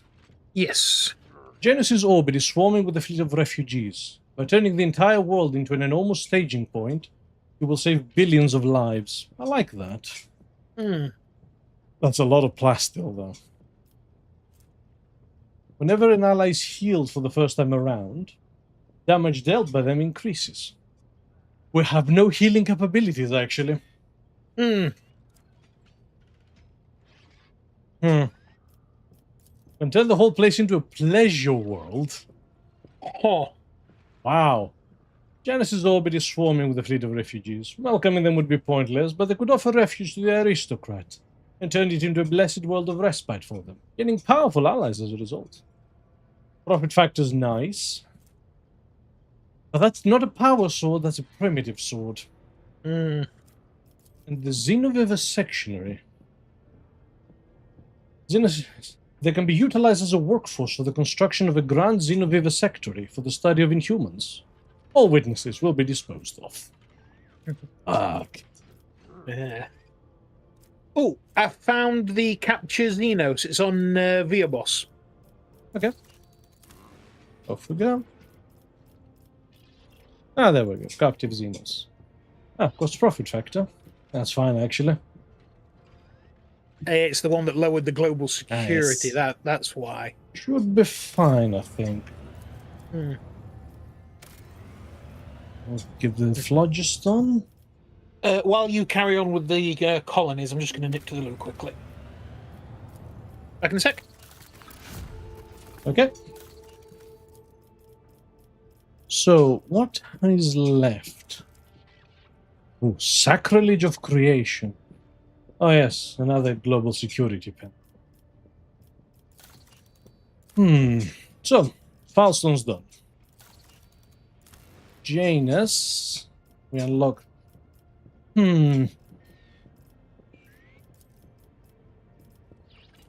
That's kind of useless to me. I don't see a whole lot of use for that unless this is like the best armor available. No, because it's Psyche armor. And none of our Psyches have Eldari equipment.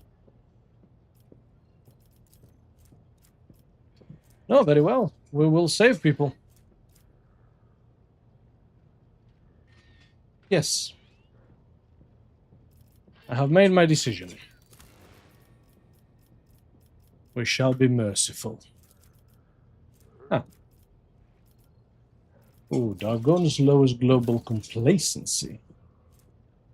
Which... I mean, we should be fine, right?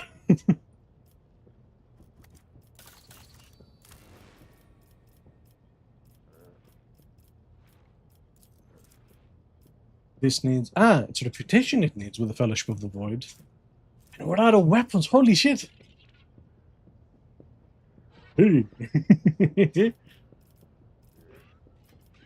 Is it the one we want, though? Phoebus is a quiet haven. If the RogueTrader permits pirate squadrons to use it as a safe staging ground for the raids, he will become known as the Pirate King of the Expanse. Freedom of Vengeance. Pistol boosts. Global security. Fellowship of the Void. Palaces for the outcasts. Phoebus is in the far reach of the Expanse. Many influential people seeking refuge from the low-end faith would pay well if one were to turn this world into a suitable sanctuary. Few resources. Good profit factor. Weapons, which we are running low on. And intelligence, fellowship, and willpower. That's very nice.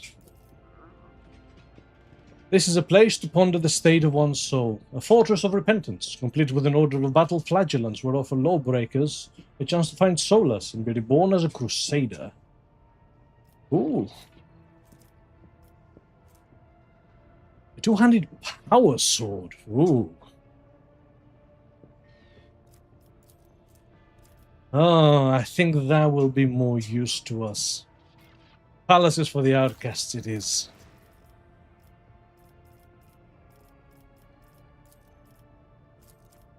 As for Yavagama, Euphrates 2 is lost.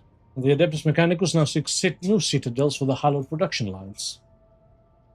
Yavagama can house workshop that will forge void ship weapons. All allies get a 20% minimum damage to their ranged attacks. Pretty good. Broadside macro cannons and weapons. The power of plasma. Yavagama can become a sacred assembly site for plasma drives. Also very, very good. Ooh, good profit factor. Tons of mechanisms. I love that. An engine assembled. Oh, it's a plasma drive. 15 speed and average acceleration and braking. I think it's pretty good. Yavagama can set up a research complex for warp tech. A dangerous, closely guarded secret of the Adeptus Mechanicus. Increase psi rating by 1. And as long as they're at full health, they did additional damage with psychic powers. Interesting. I'm tempted by the power of plasma, actually. Oh, and Richard's back. I have returned. And I totally didn't slag you off. Dude, I do not believe that in any way, shape, or form. You don't believe that I didn't? No, or that I slagged you off? I don't believe that you wouldn't. Like, you would take every opportunity. Plus, I was watching the stream on the toilet. How we as toilet content. Is it an acceptable stream to watch while, you know, having a number 2? Well, let me put it to you this way. While I was streaming, watching the stream, I streamed quite well. Gross. So... how we're looking. So, Janus, I'm going to turn you into a shelter. Okay.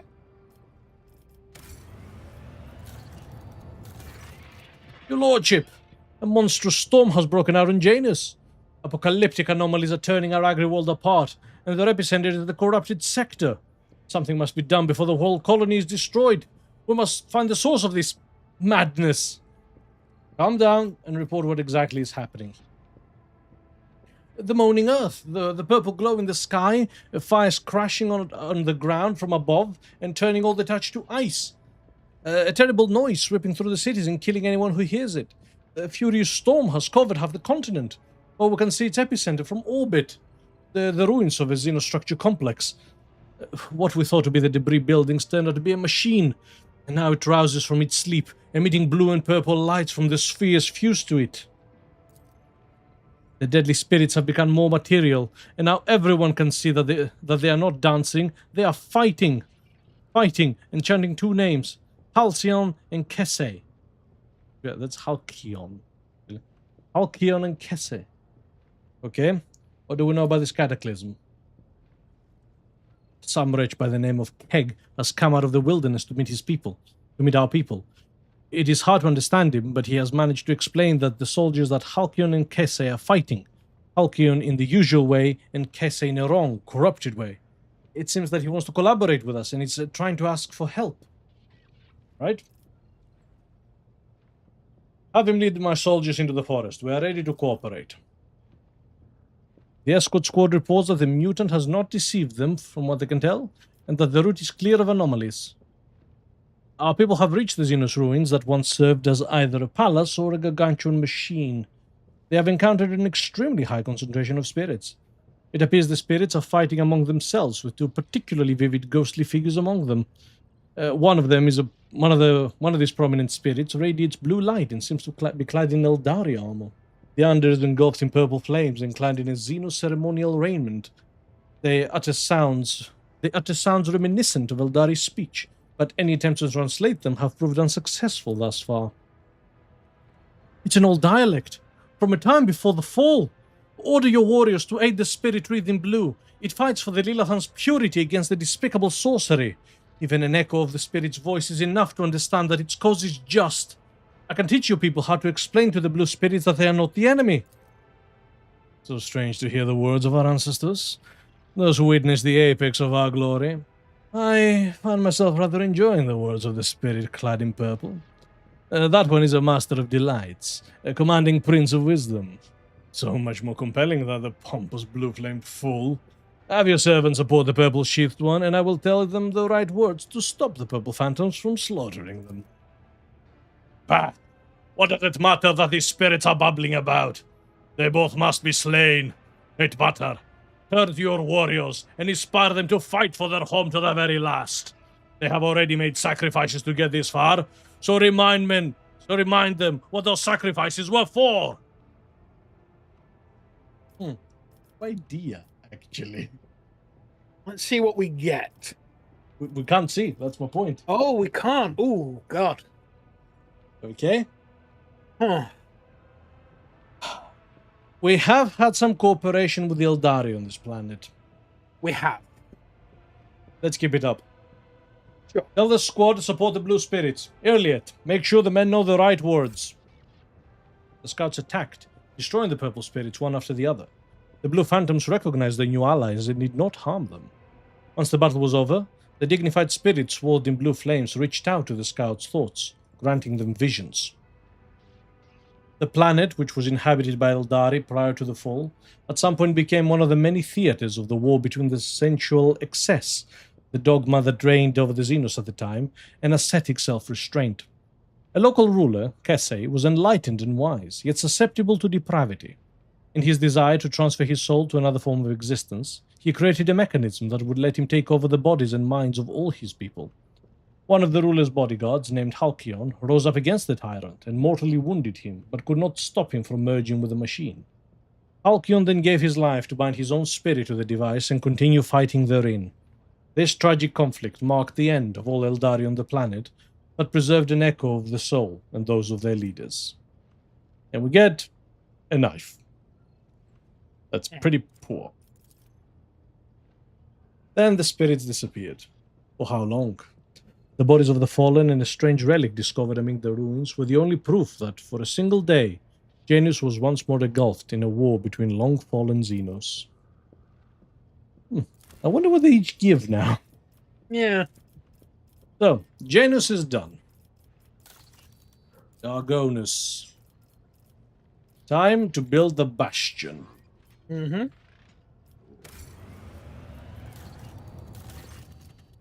Koronus is crying out for aid, Lord Captain. Riots over the interpretation of scripture have broken out in several hives across the world. While hunting for the Angels of the Final Dawn, the Ecclesiarchy clamped down on the planet's minor occults, attempting to force correct adherence to the creed upon the populace.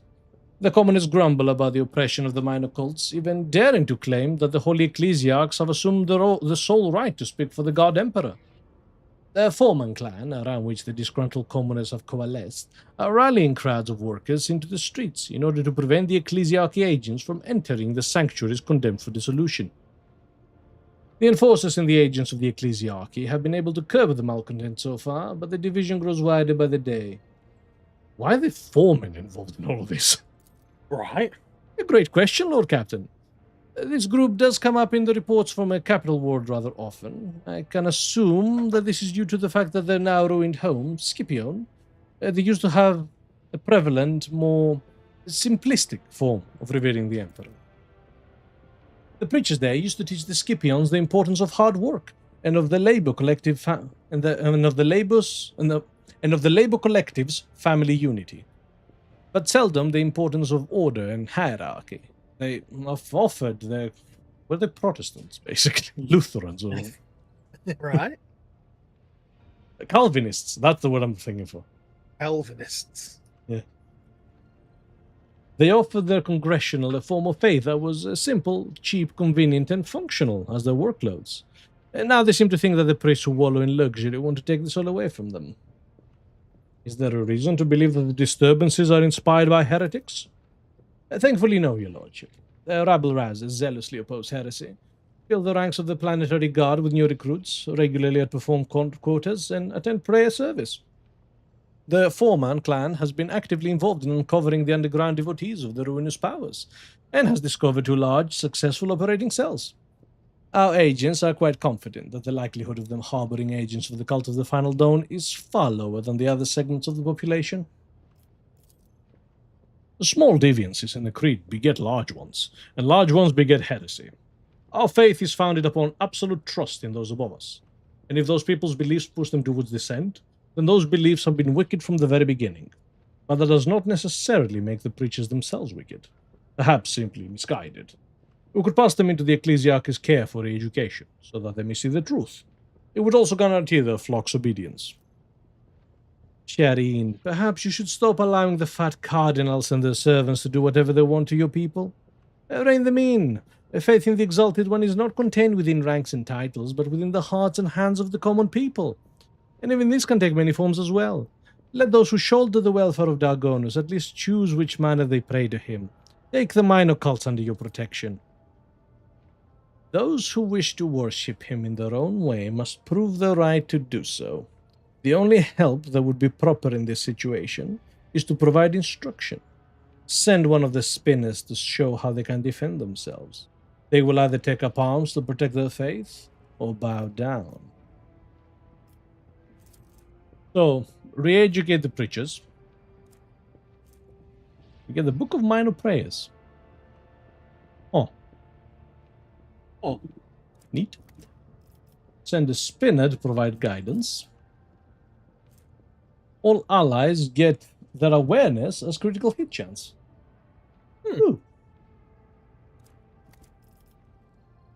So put the minor cults under our protection. All allies get lower Imperium. You know what? Honestly, that might not be bad. That's not bad, yeah. And it's Fellowship of the Void. Yes. The Fellowship of the Void is not too difficult. It's because Balicans that are a bitch. But my point is that these minor cults, you're telling me that they work hard, don't complain, don't harbor cultists, and have helped bring cultists, into the light? Yeah. You're damn straight I'm going to protect them. They're actually doing what they're supposed to be doing. Yes. Your mercy will go down in the annals of Dargonus, Shireen. Bear with me a second. I'm having a drink. Yep. Glug, glug, glug. My room is boiling. Well, I can imagine the insulation in this place is so frickin' good. Although saying that, when I got up this morning, it was really cold downstairs. Oh well. The common folk rejoiced at the news of their victory. Scoffing at the gilded priests, they offer up a thunderous prayer for the RogueTrader. Thanks to the protection of the RogueTrader, the agents of the ecclesiarchy were forbidden from entering the chapels of the minor cults. Yeah. Stuck it. Stuck it. And now the people love me. Which was the point all along. Yes. Scholar Progenium. Ooh. Isn't that where, Sisters of Battle can come out of? No, that's where the, It's not commissars. No, that's The elite commissariat. guard. Yeah, the elite guard. The Tempestus? Tempestus, I believe, yeah. A new entry in the annals of Dalgonus. The fate of the millions of orphans whose parents fell in the fire gripping the expanse. Yeah, so it's cool then. Yeah. Some pretty decent light armor, profit factor, people, global security, all good. The weapon loss sucks. Because we don't have enough. It is where the Tempestus come from. Librarium. This Dalgonus is an educated world. It is the right place to establish a secret library where scholars of the arcane will be free to share their knowledge and delve into the forbidden. Echo Victory. Attacks any target in a 5-cell radius around them with the ranged weapons. I don't love that one. That's basically using a ranged weapon point blank. Yeah. Good profit factor, because Balicans, global efficiency. Society of Cartographers.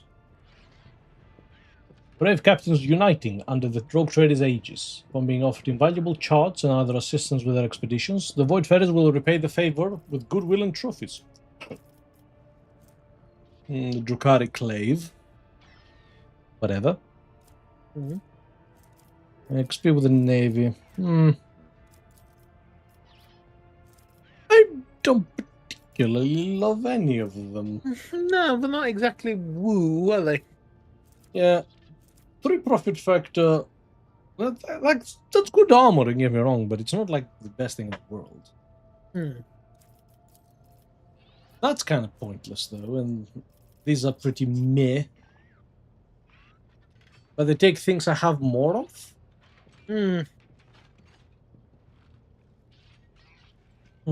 What do you think? Let's leave it for last. Yeah. On Viabo 6. Oh, yeah, we don't have enough weapons for this. Yeah. So this turns it into a safe haven for pirates. Many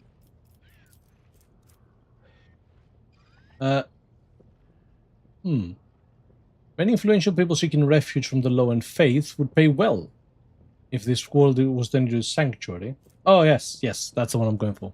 Palaces for outcasts. Then intelligence, fellowship, and will. Or basically allowing people to take their role as crusaders, which is free, but also gives bugger all. Good sword. But giving ourselves 10 intelligence, fellowship, and willpower is fucking amazing. No, that's really good. Lord Captain, Viabo 6 begs for help. There's something terrible prowls the planet, searching for a way to wipe out the planet's inhabitants. Their victims die in small groups at first, so they dismissed it as a simple accident. A poisoning, a crushed transport, a fire. But the death toll has started to rise, and explaining everything as a mere coincidence is no longer an option. The enemy appears to be testing out different methods of killing your subjects, like it's looking for the most efficient way to murder as many of them at once as possible. Our pick traps sometimes catch sight of blurry, dark shadows walking among the people, but no one has actually seen it with their own eyes. What kind of accidents are happening there? Various sorts of mechanical failures. Ventilation systems emitting substances that have no business being there. Auspexes registering spikes of radiation. Maintenance systems shutting down for no apparent reason. It all resembles extermination experiments, with your servants playing the role of test subject. The art of hunting relies on the art of hiding. You cannot see your target, then make it so the target cannot see you, deceiving its senses and seize your advantage. A predator works among your people? Well then, it's time we become predators ourselves. Your servants can't see it and don't know where its lair lies, but I will tell you how to find it. You need to spark the beast's curiosity. Leave something it craves out in the open and mark it, so you can track the beast as it's carrying the bait away in its jaws. That is how we hunt cunning prey on Fenris. You call it your enemy, but you are mere pests in its eyes. This isn't war, this is extermination. You are a nuisance, and that is your asset. Understand what it is. Understand what it is you do that vexes it so much, and you will understand how to drive it mad. All that is left is to lay the trap. Okay. Ulfa and Iliad basically make the same point. Yeah. Any thoughts?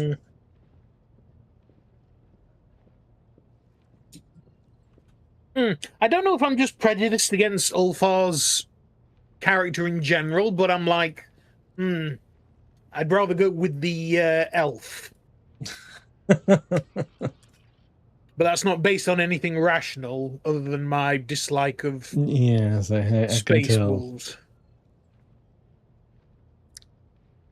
But we're more likely to get an Imperium reward if we... You know what? That's what I'm thinking. Yeah. If I'm honest.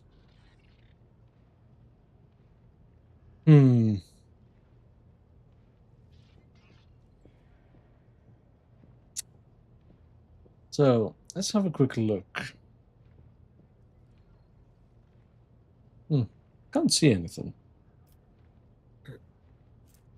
Shall we? I mean, Iliad does it all either. Sure.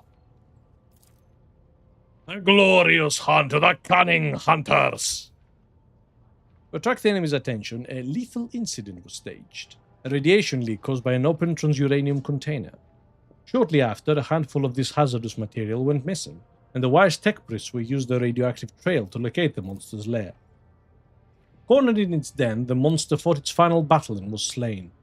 It was a terrifying Xenos with a metallic skeletal body and a single emerald eye. Oh no, no, no, no, no, it actually is a little world. That sounds like one of those big cryptex, is it? Yeah. Its lair turned out to be a crypt-like chamber, and beneath it was an entire fortress buried in stone. The walls were covered in glyphs similar to the mysterious patterns. Oh. Cock. It's a tomb world. It's a tomb world. The chamber also contained the dissected remains of the missing miners. The Omnisci's servants studied the bodies, the crypt and the Xenos corpse, hypothesizing that the Inhuman belonged to a caste of sages among its kind. It had remained in stasis for ages untold, but had recently been awakened, either by the mining efforts or the explosions caused by the Drukhari invaders.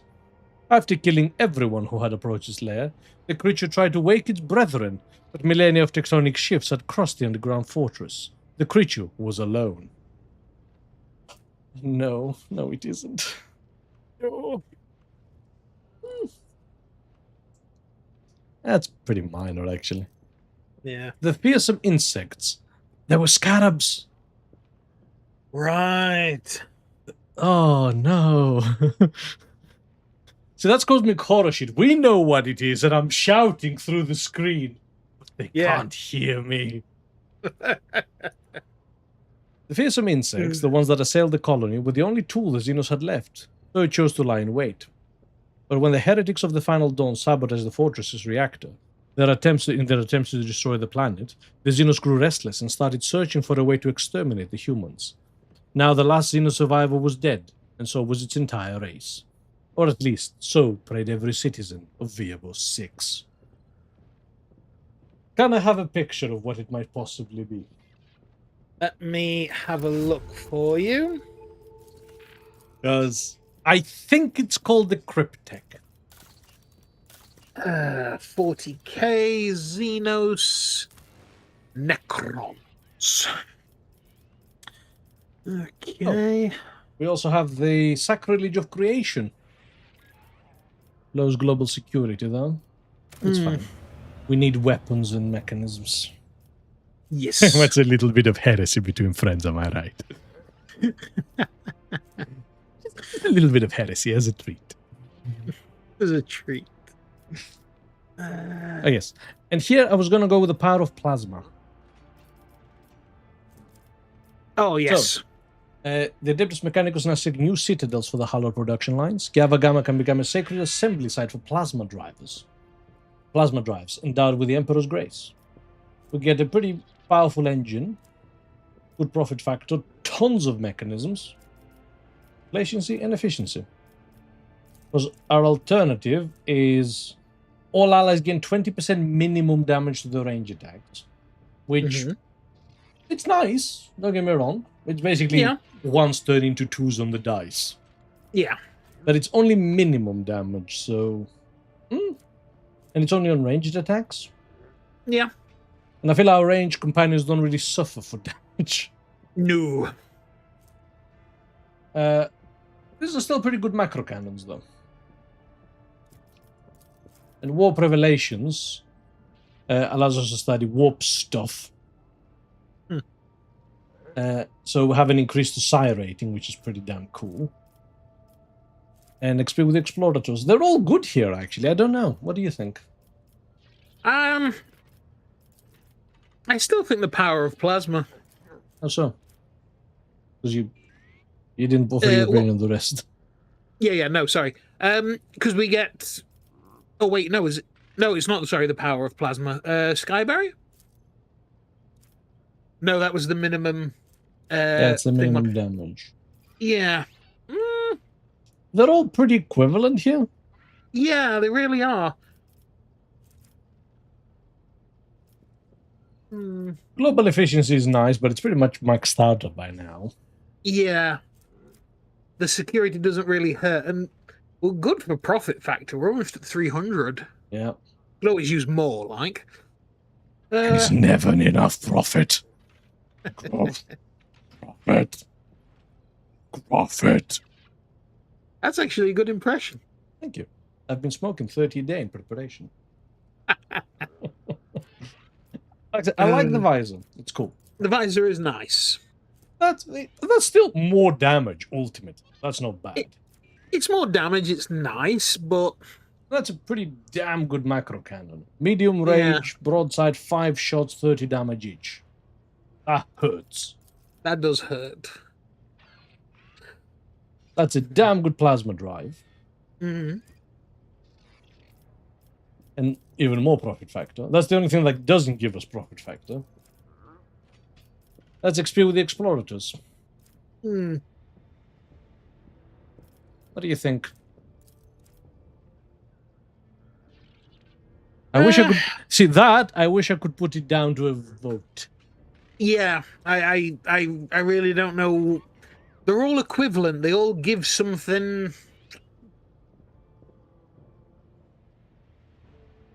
Say the engine's quite tempting. The ancient engine. All right.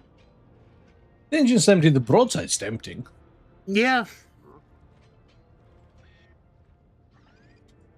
No, I don't know. There, I'd roll a D3 honestly, because that is. They're all fine. Show me the warp veil again. Sorry? Show me the warp veil again. Warp veil? Ether visor. Ethereal visor.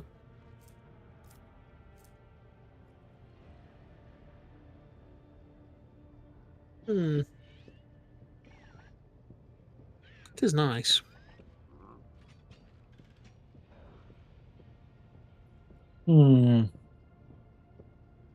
Go for...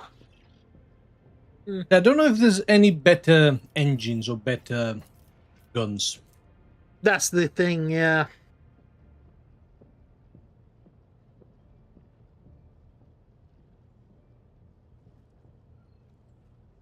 I'm going to have a quick look online. Sure.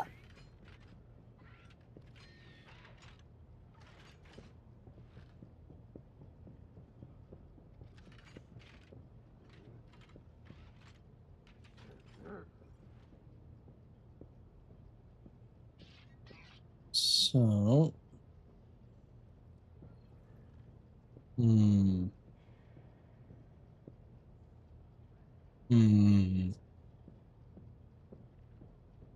No, I cannot say anything for Gava Gamma. Yeah, I'm just...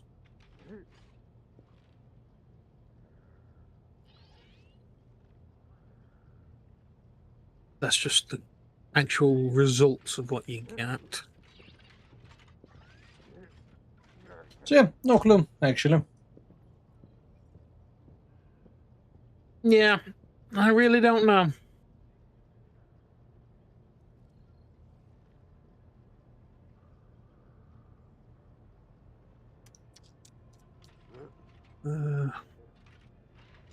Okay, I'm gonna go for the weapons.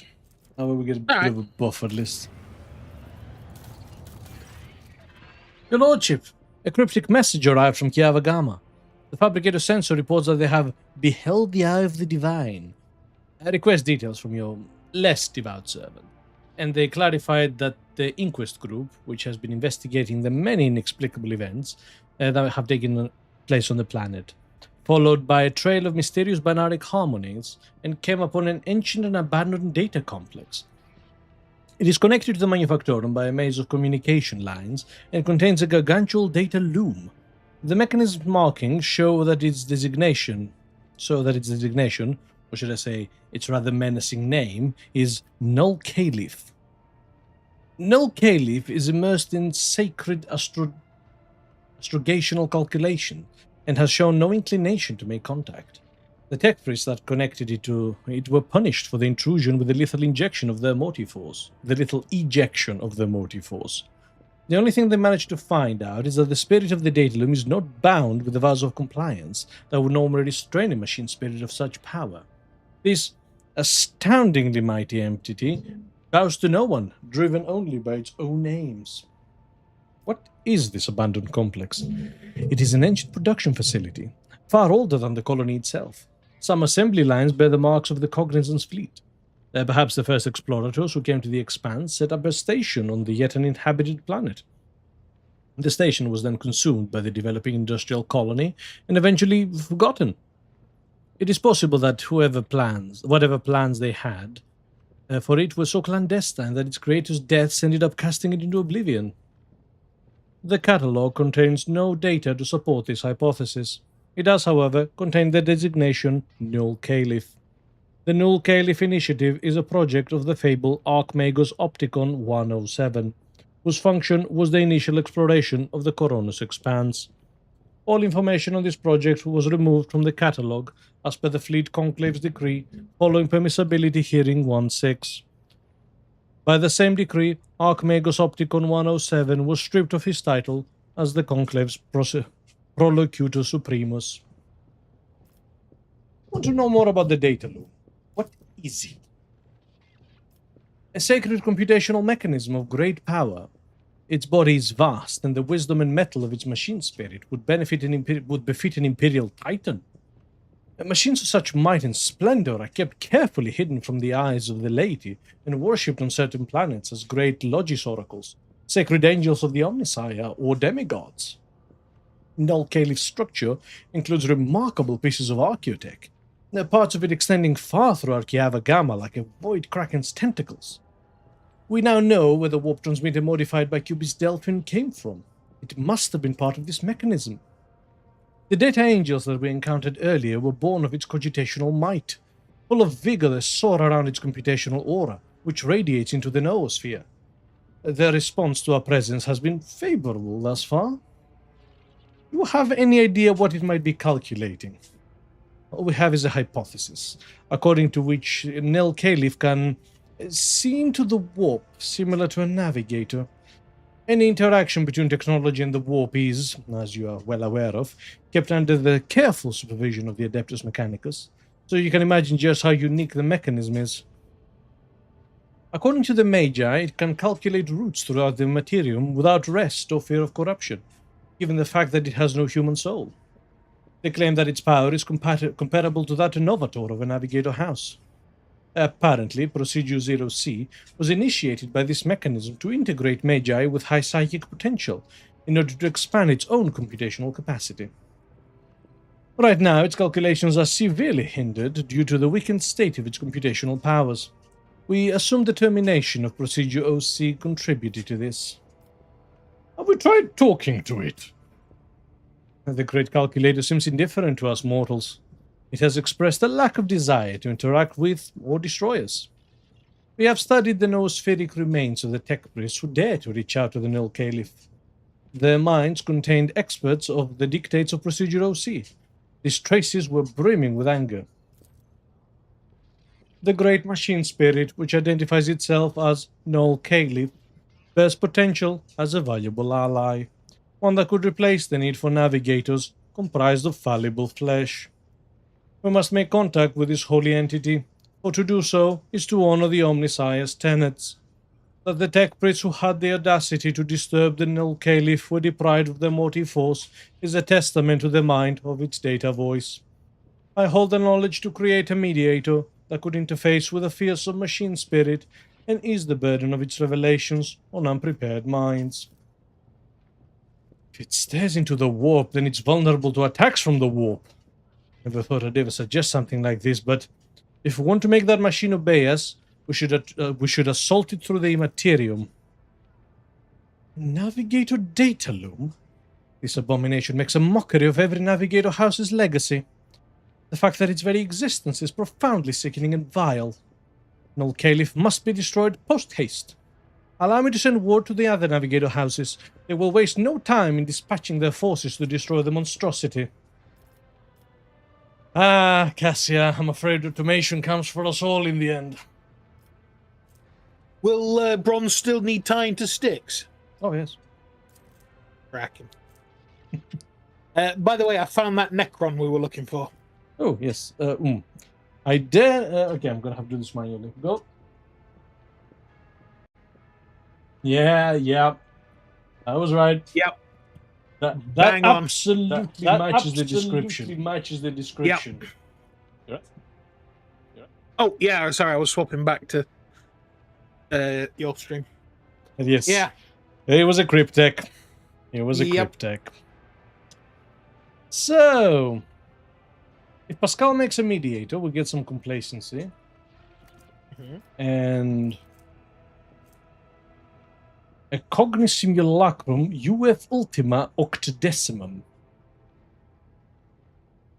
So, Pascal gets 25 logic, because it's Pascal who would use. And the solve simulacrum ability.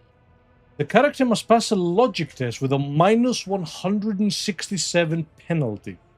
Holy shit. On success, this ability is removed, and the cognisimulacrum is destroyed.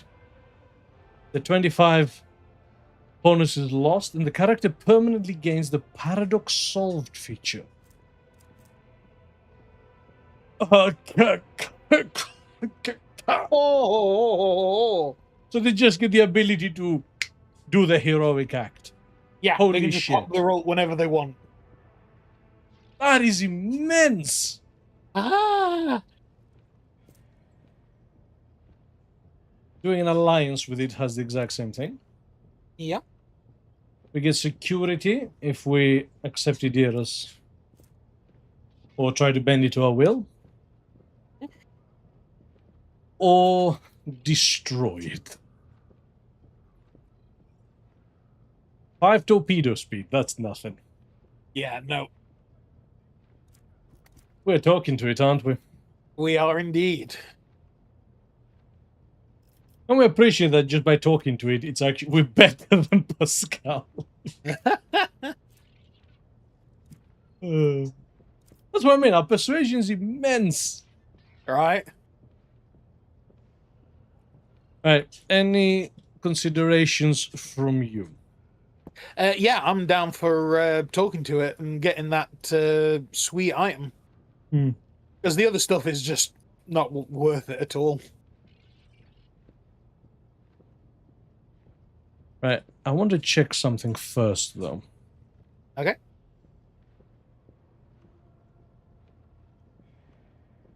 Okay. Because we've been so long now and I haven't saved, I'm going to persuade it. Oh, right. Okay, yeah. And we get complacent. Same other way. Make contact with an old caliph. I wish to form an alliance with it. Will be done. Many magi lost their lives trying to make contact with the great machine spirit, before it noticed how frail their bodies and minds were before its might. Taking pity upon the servants of the Omnissiah, it softened its data voice. The tech priest then entreated the Great Spirit to forge an alliance with the RogueTrader. And the Null Caliph answered. Halting its sacred calculation, it bestowed its favor upon the supplicants. With its tireless, unblinking eye observing the warp currents, many a traveler has been saved from peril. It's totally a Dark Age AI, isn't it? Yeah. Also, was that heretical? It did say heresy, yes. Oh, that was from this. From the Sacrilege of Creation. Okay. So that's done. The Abos is done. Right, Dargonus. Coloprogenium or Librarium? So, Forbidden Knowledge, Schooling, or offer charts. Tempted to say Librarium? Interesting that it's Cosbalica support. Yeah, that is a bit weird, isn't it? I'm gonna go for the Coloprogenium. Okay. We'll probably use that armor because it's light. It's a decent balance, I suppose.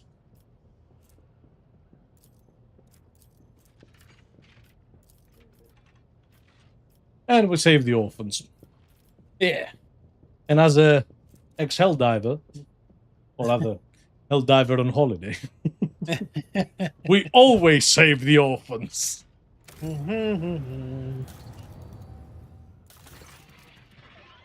Terrible news from Dargonus, your lordship. One of these days you're going to come to me and go, oh, by the way, good news from Dargonus, everything's going smoothly. But it is not this day. This day we doom. Your vigilant servants have discovered an abscess of treachery on your capital world, one that has grown far too large and could rupture at any moment. The informants report that the group known as the Foreman Clan is actually a cover for a horrendous cult of genetic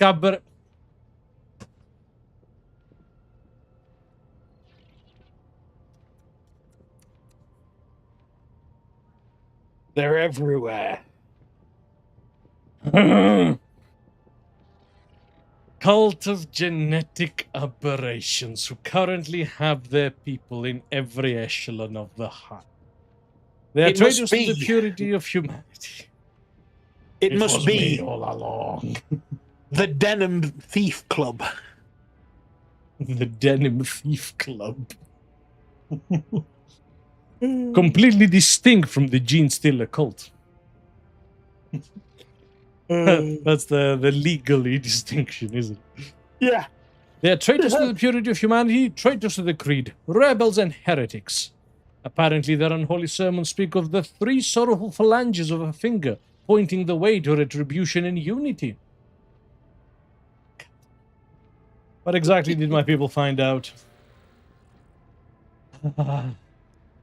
One tenacious clerk from the administratum questions the authenticity of the reports coming from the ruins of Scipion 84249.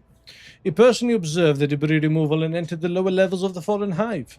There he discovered signs that proved Scipion had been infected by the gene plague.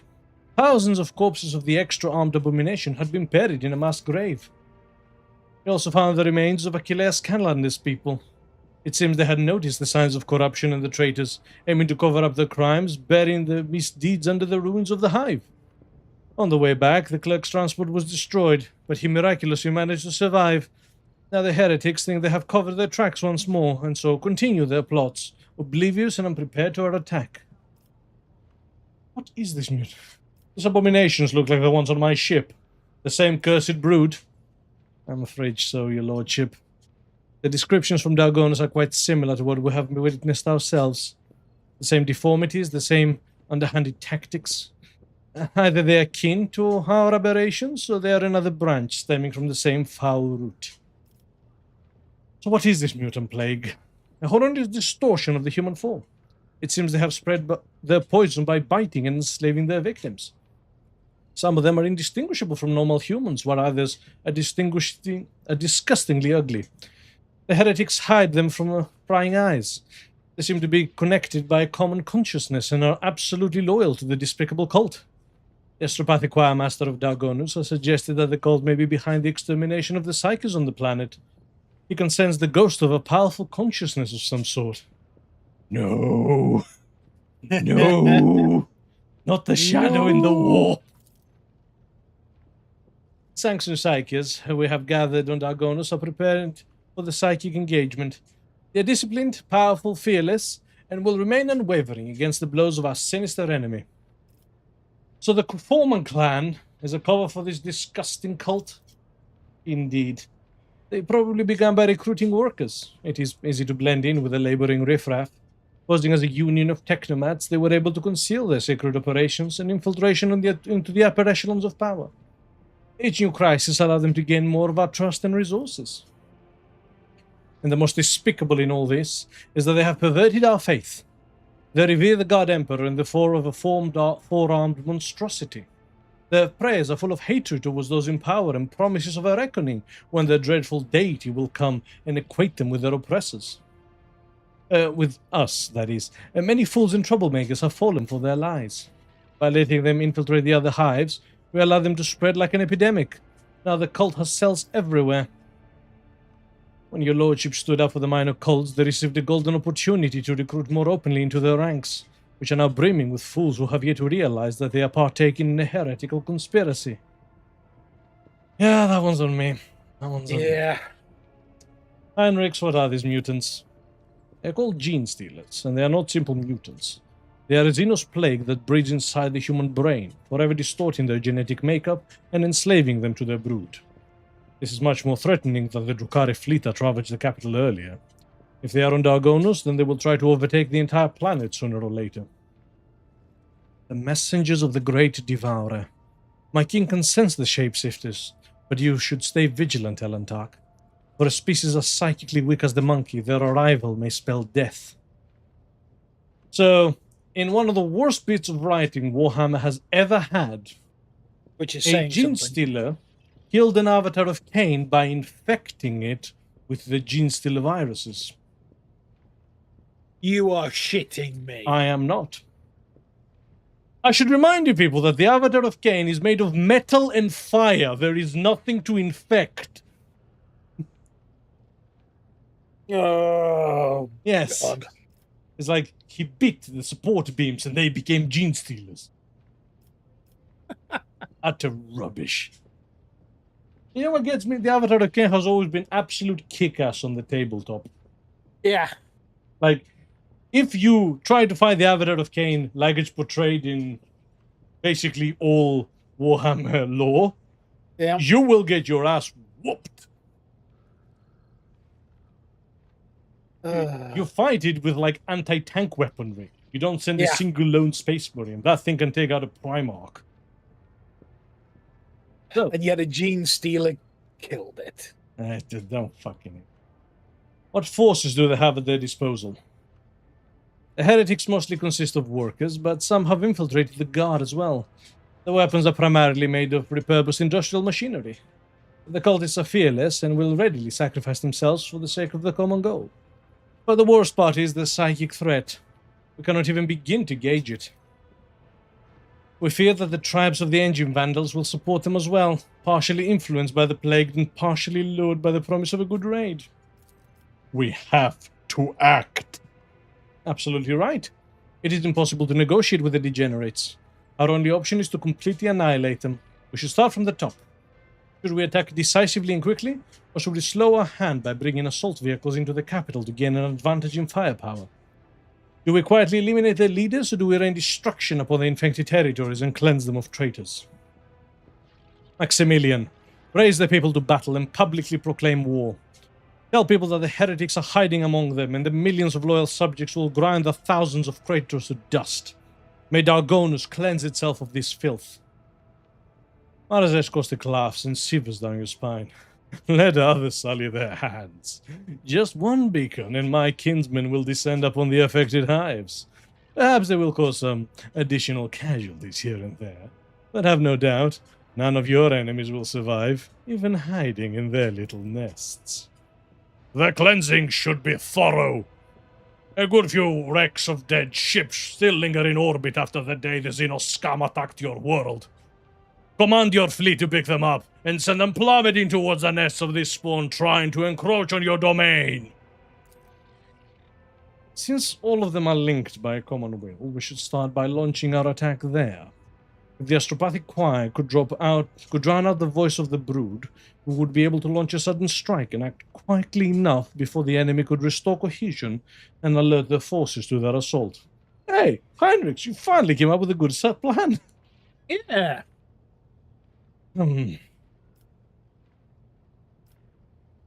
So yes. I'm not going for Argenta's plan.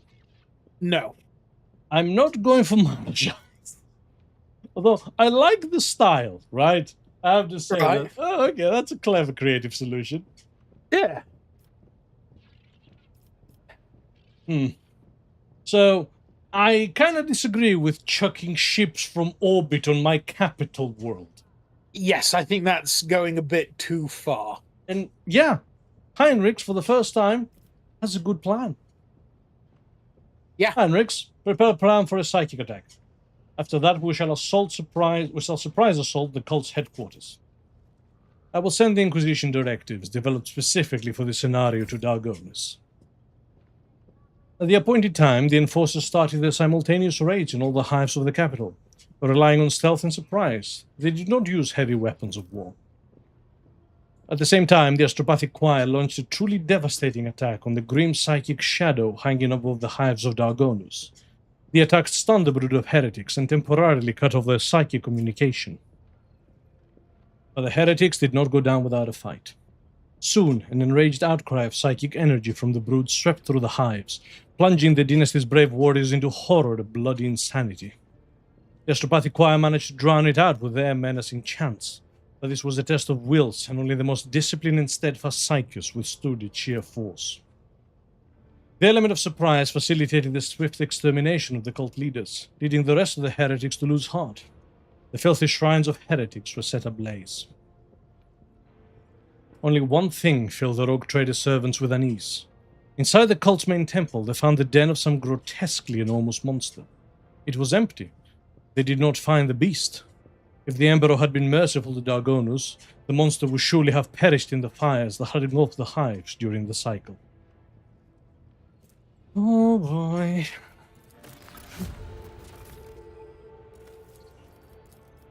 And with that, I believe we are done. Nice.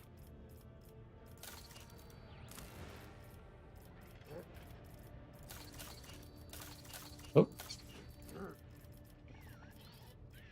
Nope, it's all done. Nice. Woo!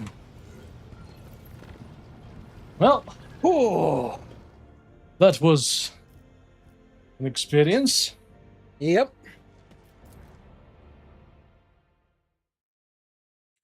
It took a while, but our colonies Yeah. are now in a better state than ever before. Yes. So, Right. with dread in my heart, we enter Let's the head out Koronus into the experience. mats. Yes. So, Furibondus is our target. However, there are other concerns. Yes. A lot of other concerns. So, we jump to Mundus Valancius straight away. Yeah. And straight away, there is an emergency at the officer's deck. Vigdis's voice is quaking slightly. Numerous victims, loss of communication. The Voidsmen report warp voices filling the compartments. But this is not a warp bridge. This is the Xenos you took aboard at Janus. He has gone mad and went on a rampage. I have two fairly reliable accounts. According to one, the Xenos suddenly assaulted the crew members, gutting them seemingly at random. The other claims that there are survivors who barricaded themselves in the adjacent compartments. The enforcers managed to isolate the raving Xenos in the dead end, but they have been unable to pacify him so far. What will your orders be? Such are the consequences of ill-considered actions born out of the lack of faith in the God Emperor's laws. I'm ready to stop the accursed Xenos' rampage personally and repay every life he has taken. Why am I not surprised? Heinrich's voice is oozing with poison. RogueTrader, we cannot bring back your subjects, but I will gladly aid you in disposing of the rabid creature before it mauls even more people. The Vox channel relays a thin sigh full of realization and fright. Elantak, I know what the reason behind Marajai's madness is. Please, I must accompany you to the compartment. I will help you deal with the Dark One. Elliot, explain. Do you remember what happened during my very first voyage aboard your ship? When I found myself beyond the veil, the servants of She Who Thirsts descended upon the fragile shell that is protecting your vessel from the outside horrors and managed to break through. The soul of an Eldari shines like a beacon in the night, drawing the gaze of Silent Thresh and stoking her thirst. The ways of Asurian keeps us safe from her claws, but the Dark Ones never sought to restrain their desires for excess and pleasure in order to acquire at least some protection against our eternal enemy. When the voices of She Who Thirsts call out to me, I found refuge in meditation. I think Marajai started feeding his wither soul instead, using the only method he knew. Can no one here do anything right without me? Lord Captain, a pair of voidsmen managed to relay to us before dying that their comrades are disappearing into a bloody fog only to emerge in pieces. Your enforcers are trained to suppress human riots, not to restrain deadly Xenos. I can vent the entire compartment, but Jesus. I'm going to the deck. The squad of enforcers has blocked the Xenos in the dead-end corridor, is waiting at the deck. I beg you to be careful, Lord Captain, and may the God Emperor watch over you. Who put you in it, dear? Get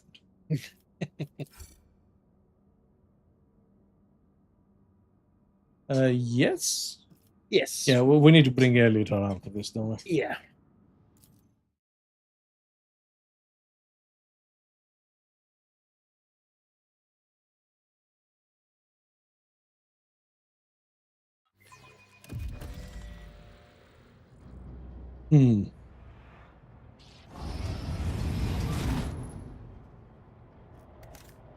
Okay. All right. It has gone bananas by the looks of it. Yep. Body is covered in hundreds of cuts, none of which look deep enough to have ended the victim's suffering a single blow. Somebody open the door! Open the door before he gets me!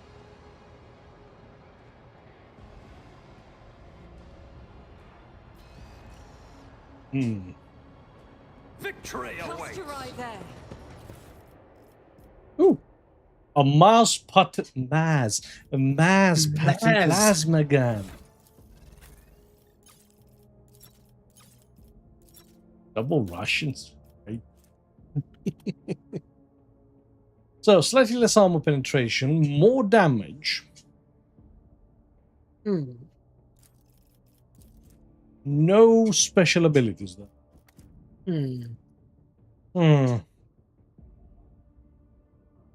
No dodge reduction either.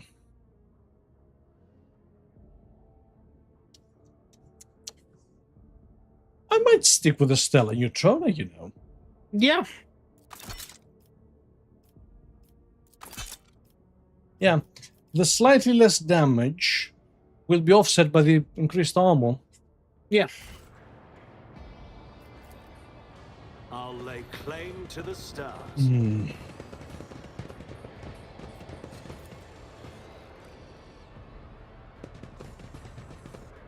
Oh, she did Demonette.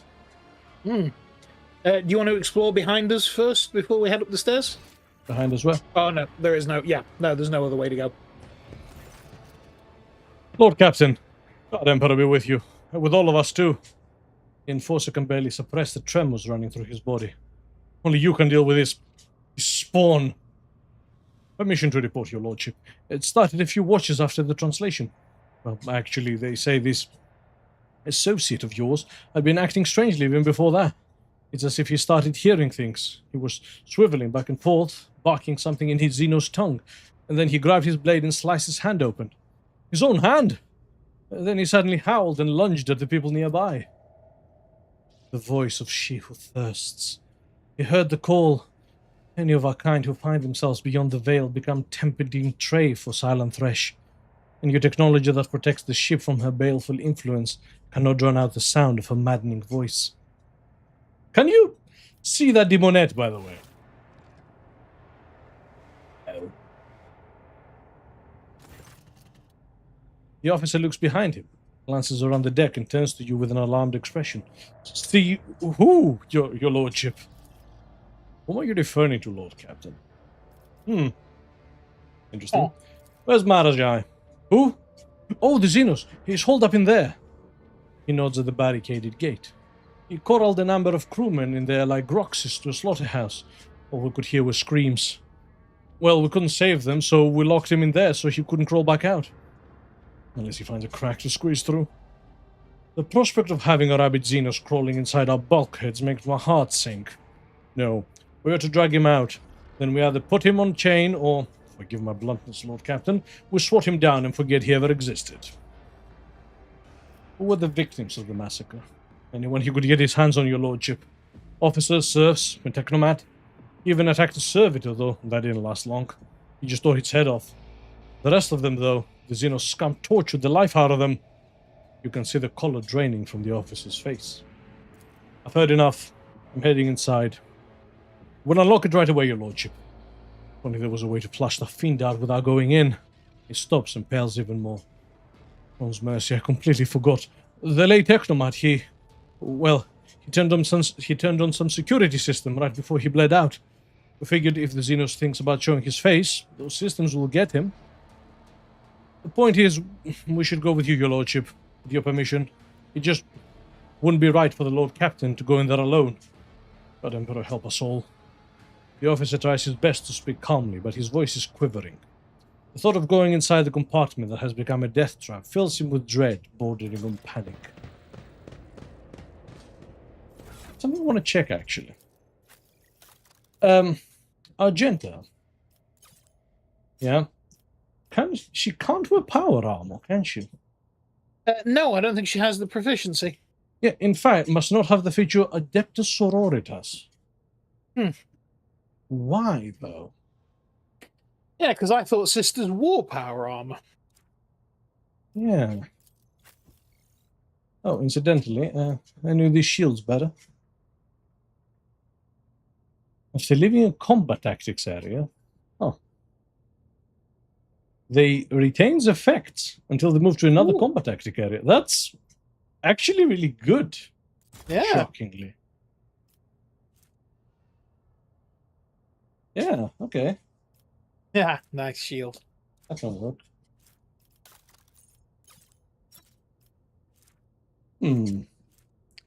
Also, whoa. Ha. Yes. Oh. Comparing with the old sword. Oof. Almost double the minimum damage. More than double the minimum damage. 50% more. Slightly less armor penetration. More critical damage. Parry. And debuffs weapon skill. Yeah. Oh, yeah. It's all starting to come together. Tasty. Yes. Plus. Oh, okay. It's a two-handed one. That's why. Oh, right. Damn. Okay. I didn't even realize. My bad. Yeah.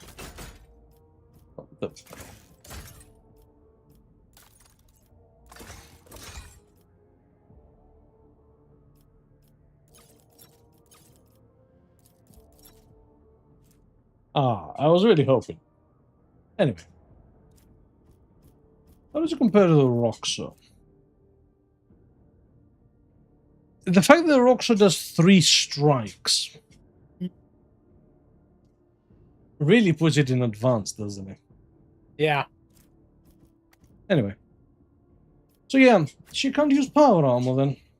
No. I wonder why. Yeah, odd choice that. Because, like, she does, clearly. It's part of her backpack. Yeah.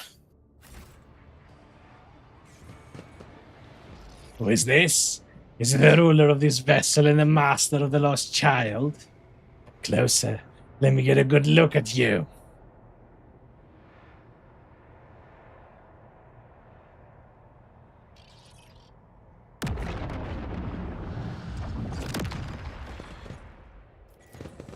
It's about time.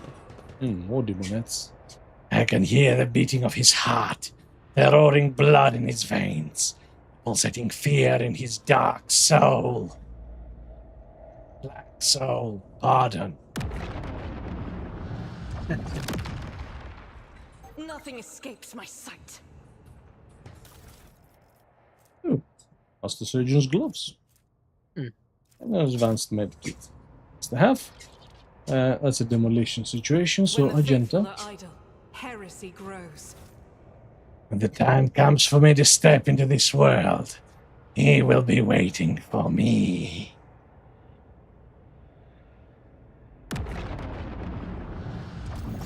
Pay attention. Cast your eye there. Oh. Hmm. Ho, ho, The light of ho. terror shines for us. See? Right there. Jesus, Jesus! Nothing escapes my sight. Duty prevails. What the The hell? Emperor favors me today. Wow.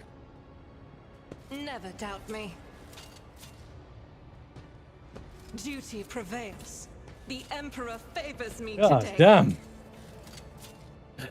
I better myself through my Good job, sight. sister. Fair amount of I traps. align my path with yours. None shall now. stand in my way. I sense something nearby. Okay. Duty prevails.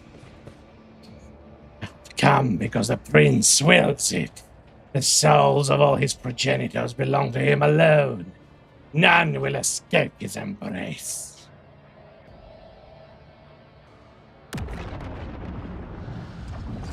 Pay attention. Never doubt me. Okay. Oh. Shockingly. Arch Strategist Visor. An additional stratagem. While allies in the combat area reload I instantly. won't tolerate weakness.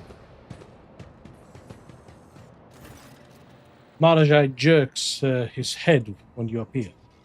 His already gaunt face is tightly wrapped in pale grey, parchment-like skin. His teeth are bared feverishly, and his dark eyes have turned into two pitch-black mirrors that you could show your reflection clearly if you were to gaze into them. He opens his mouth, but instead of words, an unnatural rasping hiss comes out. If this creature ever possessed intelligence, there is no sign of it left. At last.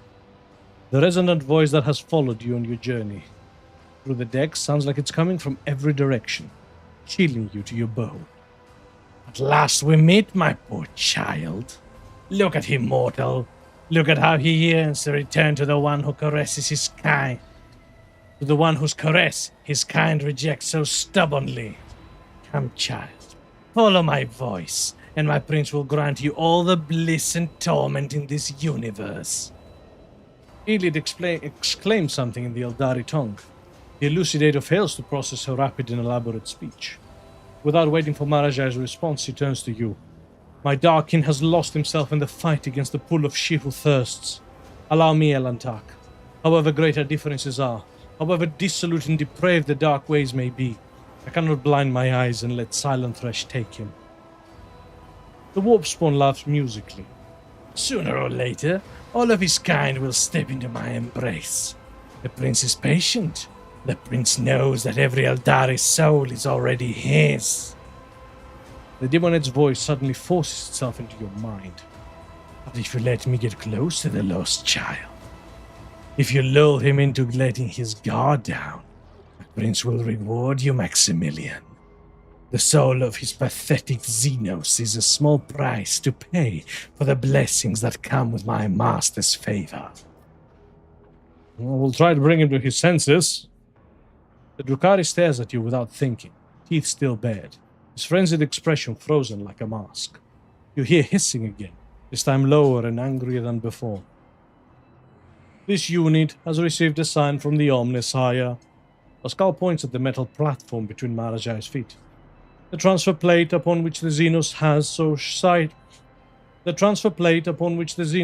so short-sightedly made his lair can be reconfigured to send a short discharge of the motive force. This unit could use it to impart a modicum of his reason to the crazed creature. Marajai, half crouched, is teetering slightly, and that is the only movement you can see. His body language shows that he is ready to attack, as do the blood-stained blades that he is holding. Push one of the enforcers forward. Look, Marajai, I brought you someone. Jesus. Wow. You are addressed by the RogueTrader and master of this vessel. I command you to compose yourself before the God Emperor's chosen and beg for forgiveness for his crimes. Not quite. No. Marajai, can you hear me? Let's talk. The confident voice reverberates through the metal room. The Drukhari blinks, then blinks again. The mirror-like surface of his eyes seems to ripple, as if something else is beginning to surface apart from soulless reflection. Something vaguely resembling awareness. The Xenos is turning his head back and forth, surveying the room, but still watching you. His muscles are no longer cramped stiff in the battle stance, but his face still bears a twisted expression that can either be interpreted as wild frenzy or terror.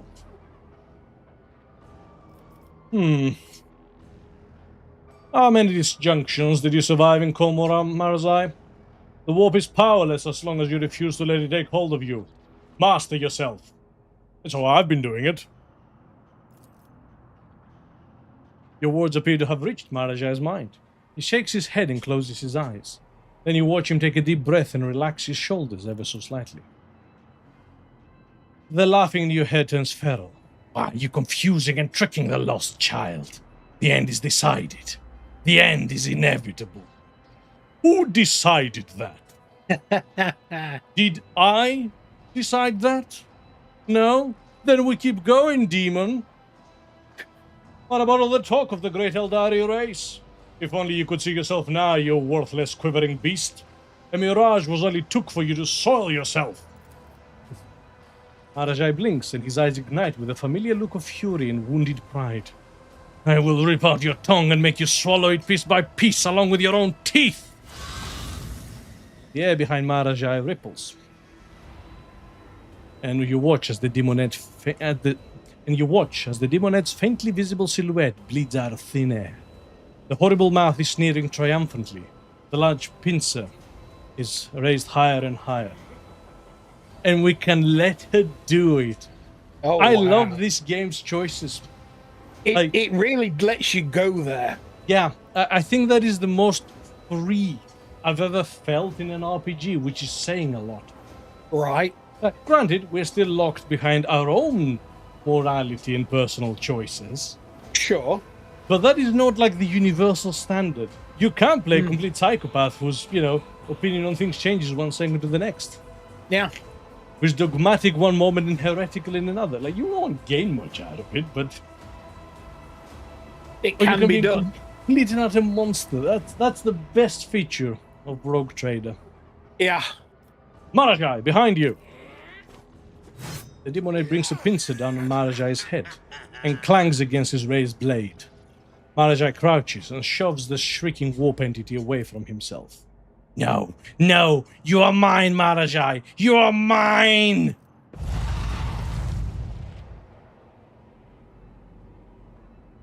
I won't heed your cries of mercy. Slanesh has blessed me with new victims. Alright. So why are we surrounded? Because they teleported in, the cheap bastards. Most uncouth. Vaguely unacceptable. Okay. Isn't this a job for the serfs? And so, we will start Nothing I can't do. with our usual cadre of buffs. Momentum already. So, we unlocked a new signal, didn't we? Advanced tracking. One round. Oh. Okay. Note to self, do that earlier, you dingus.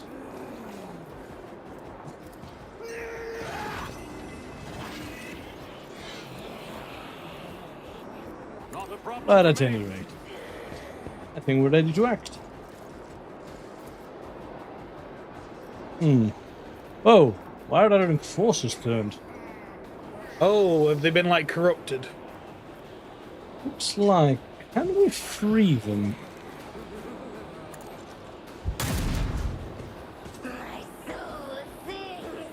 I suppose maybe if we kill everything?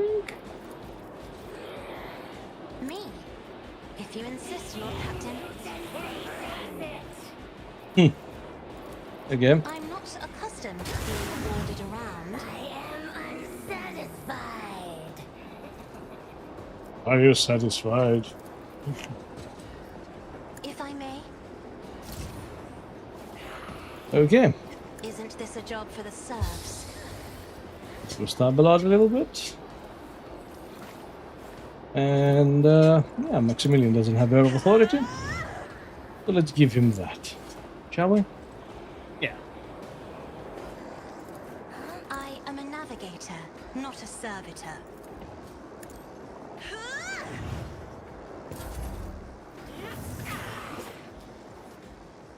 Oh. We did spawn a second one. You think it did, yeah.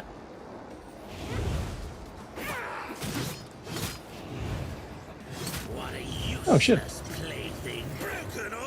Yeah, good job. Rejoice in battle. Eh, she'll be fine. Okay. That is for the weak. Let's send this Xeno scum packing. Nice. Come. I'll do it.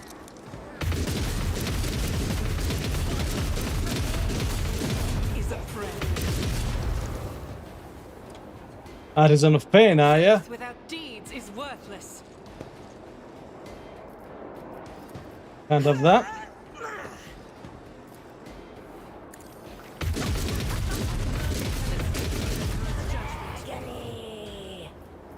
Yeah. I think that will do nicely. Yeah. I don't like where that is. Nothing I can't do.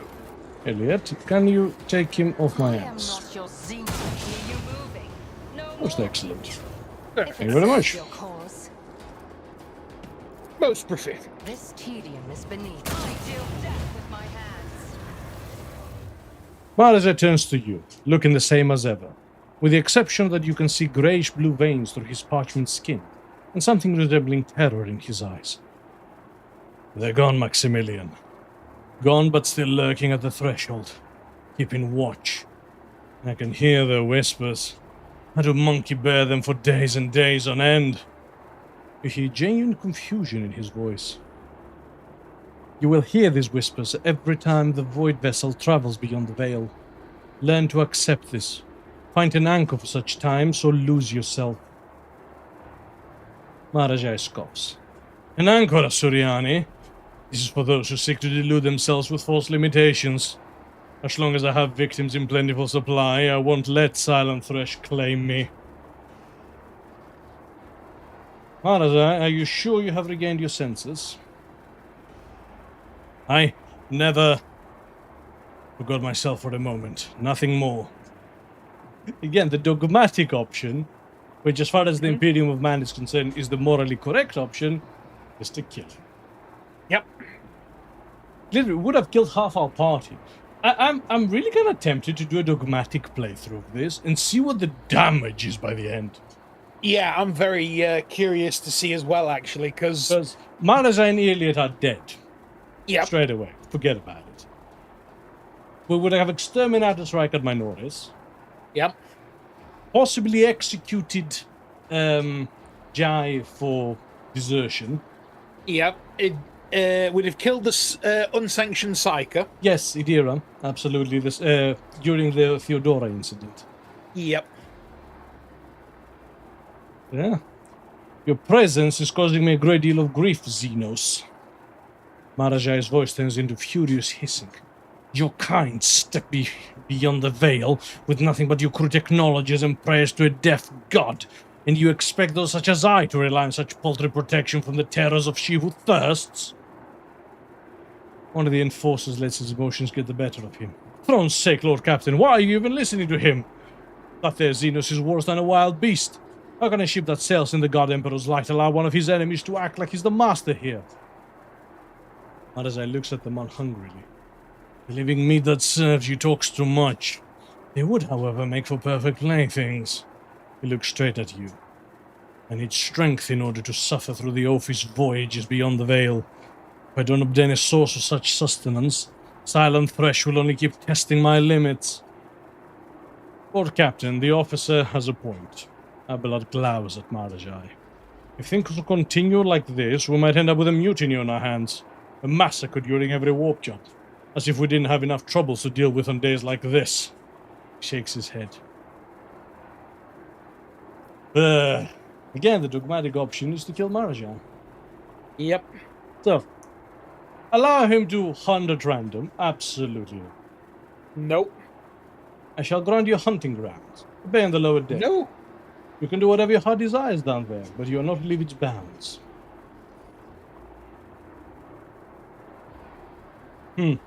That would just undo every good thing we've done on this. Yes, bloody and ship. for what, critically? Yeah, we're not even, like, using it.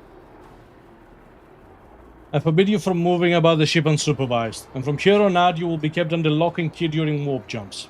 The alternative is death. The choice is yours. Marajai freezes. You meet his enraged gaze, filled with a promise of torture and agony. But then you see something inside him give, forcing him to incline his head slightly. Let it be as you say, Maximilian. The officer cannot suppress a relieved sigh. Well, that's something at least. With many thanks, your lordship.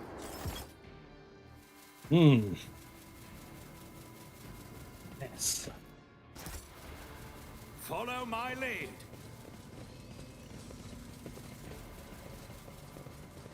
Because yes, you either grin and bear it, or Slanesh it your soul. Yep.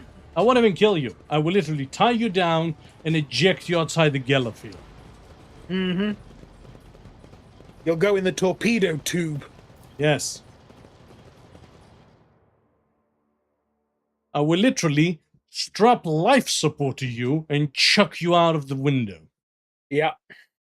So you survive long enough to be eaten by Slanesh personally. God fucking damn. Plus, I thought you enjoyed pain, Marajai.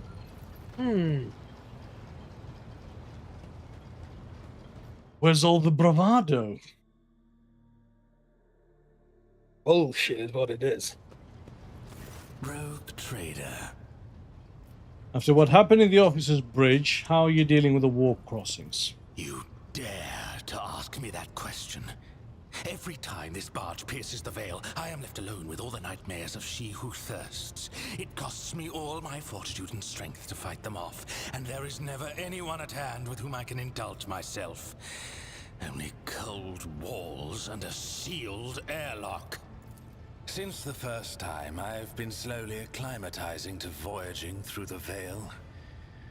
Only Monkey could have conceived of such a suicidal method of galactic travel. However, it is novel and exhilarating. At least now I know what I'm facing, and consequently, I will find a way to withstand it. And now it is time to learn what is happening with the Cabal of the Reaving Tempest, leaderless and abandoned to the mercies of Kamora. The survivors will probably be driven into real space to fall prey to Silent Thresh. You must find them. If we encounter the remnants of the Cabal in this dimension, I will want to speak to them. Then go. I will find something to amuse myself with. Okay. Good. Alright. Sorted that Good. out. Yeah, took care of that. Yes. First of all, Jocasta, does she have anything to say? Oh, yes. Lord Captain. Oh, yeah. Met your cousin, Macarius. May I ask your opinion of him, Lord Captain? You're right. He is quite a scoundrel. I apologize for my cousin's behavior, Lord Captain. She grinds her teeth. Macarius has always been a grouch, but a loyal one. He's all proud to serve the dynasty. Of course, Nomos. I'm terrified of this thing. Yeah, that's some scary shit, that is. Nomos, I hear. What do you want to talk about?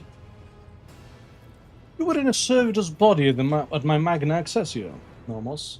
So, how is it that you are once again in a cogitator? Nomos are not in a cogitator, or in a servitor. We cannot say where we are, but our existence is tied to the existence of the ship for now. For now.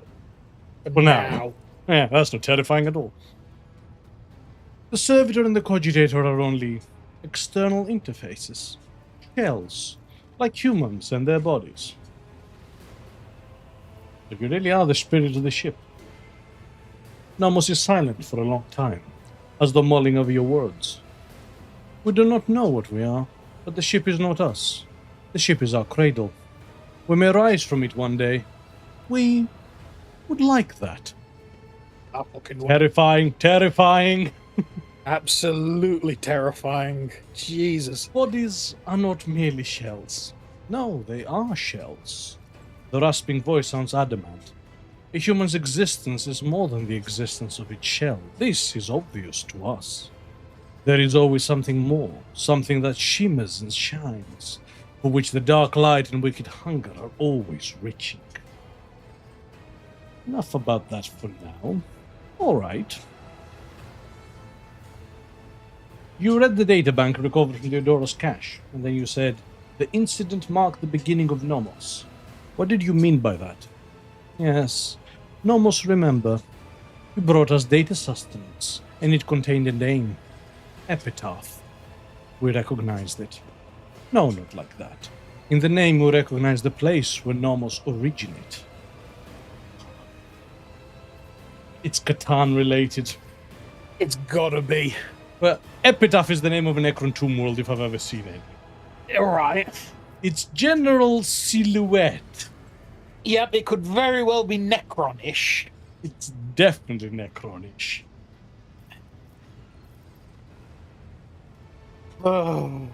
Incident N872-04 was a shipwide system failure of some kind, and it and Epitaph had something to do with the ship flying better. The incident marked the beginning of us. The ship became better because of us too. These are all links in the same chain, but we cannot piece them together yet. The people who accompanied Theodora on her travels are strangely unaware of the incident in Epitaph. Human shells are subject to external influences. Perhaps someone paged their memory archives, or perhaps they simply do not want to access them. It is a shame that no new information was obtained, but Nomos are grateful that you tried. Let's take my leave then. You terrifying god creature. Yeah. Like I say, this thing is a nascent something. To what do I owe this? Yeah. Right. And with that, I think we have finally reached a good starting point for Act 4. Yes. We've taken care of all our colonies, spoke to all our people, even dealt with the Dark Elf a little bit. So yeah. Next time we are ready to start putting out fires in the expanse. Yes, we can actually start doing some of the Maximilian missions. von Valancius is back, bitches. I'm back, baby. And I can actually finish at a decent time tonight. Yes, rather than going just excruciatingly late. Yes. Especially with the heat as well in this room, I was actually getting lightheaded. Yeah, lack of food and a hot ass room where you're sweating your nuts off. Not good for you. Yep. So, yeah. Right then. Well, thank you everybody who joined us today. We really appreciate it. Mm-hmm. If you'd like to watch any more of our stuff, check out our YouTube channel at the R&D Experience. We upload all of our VODs there, so you can look back through at your leisure. We also have a Twitter and Blue Sky account at the same handle.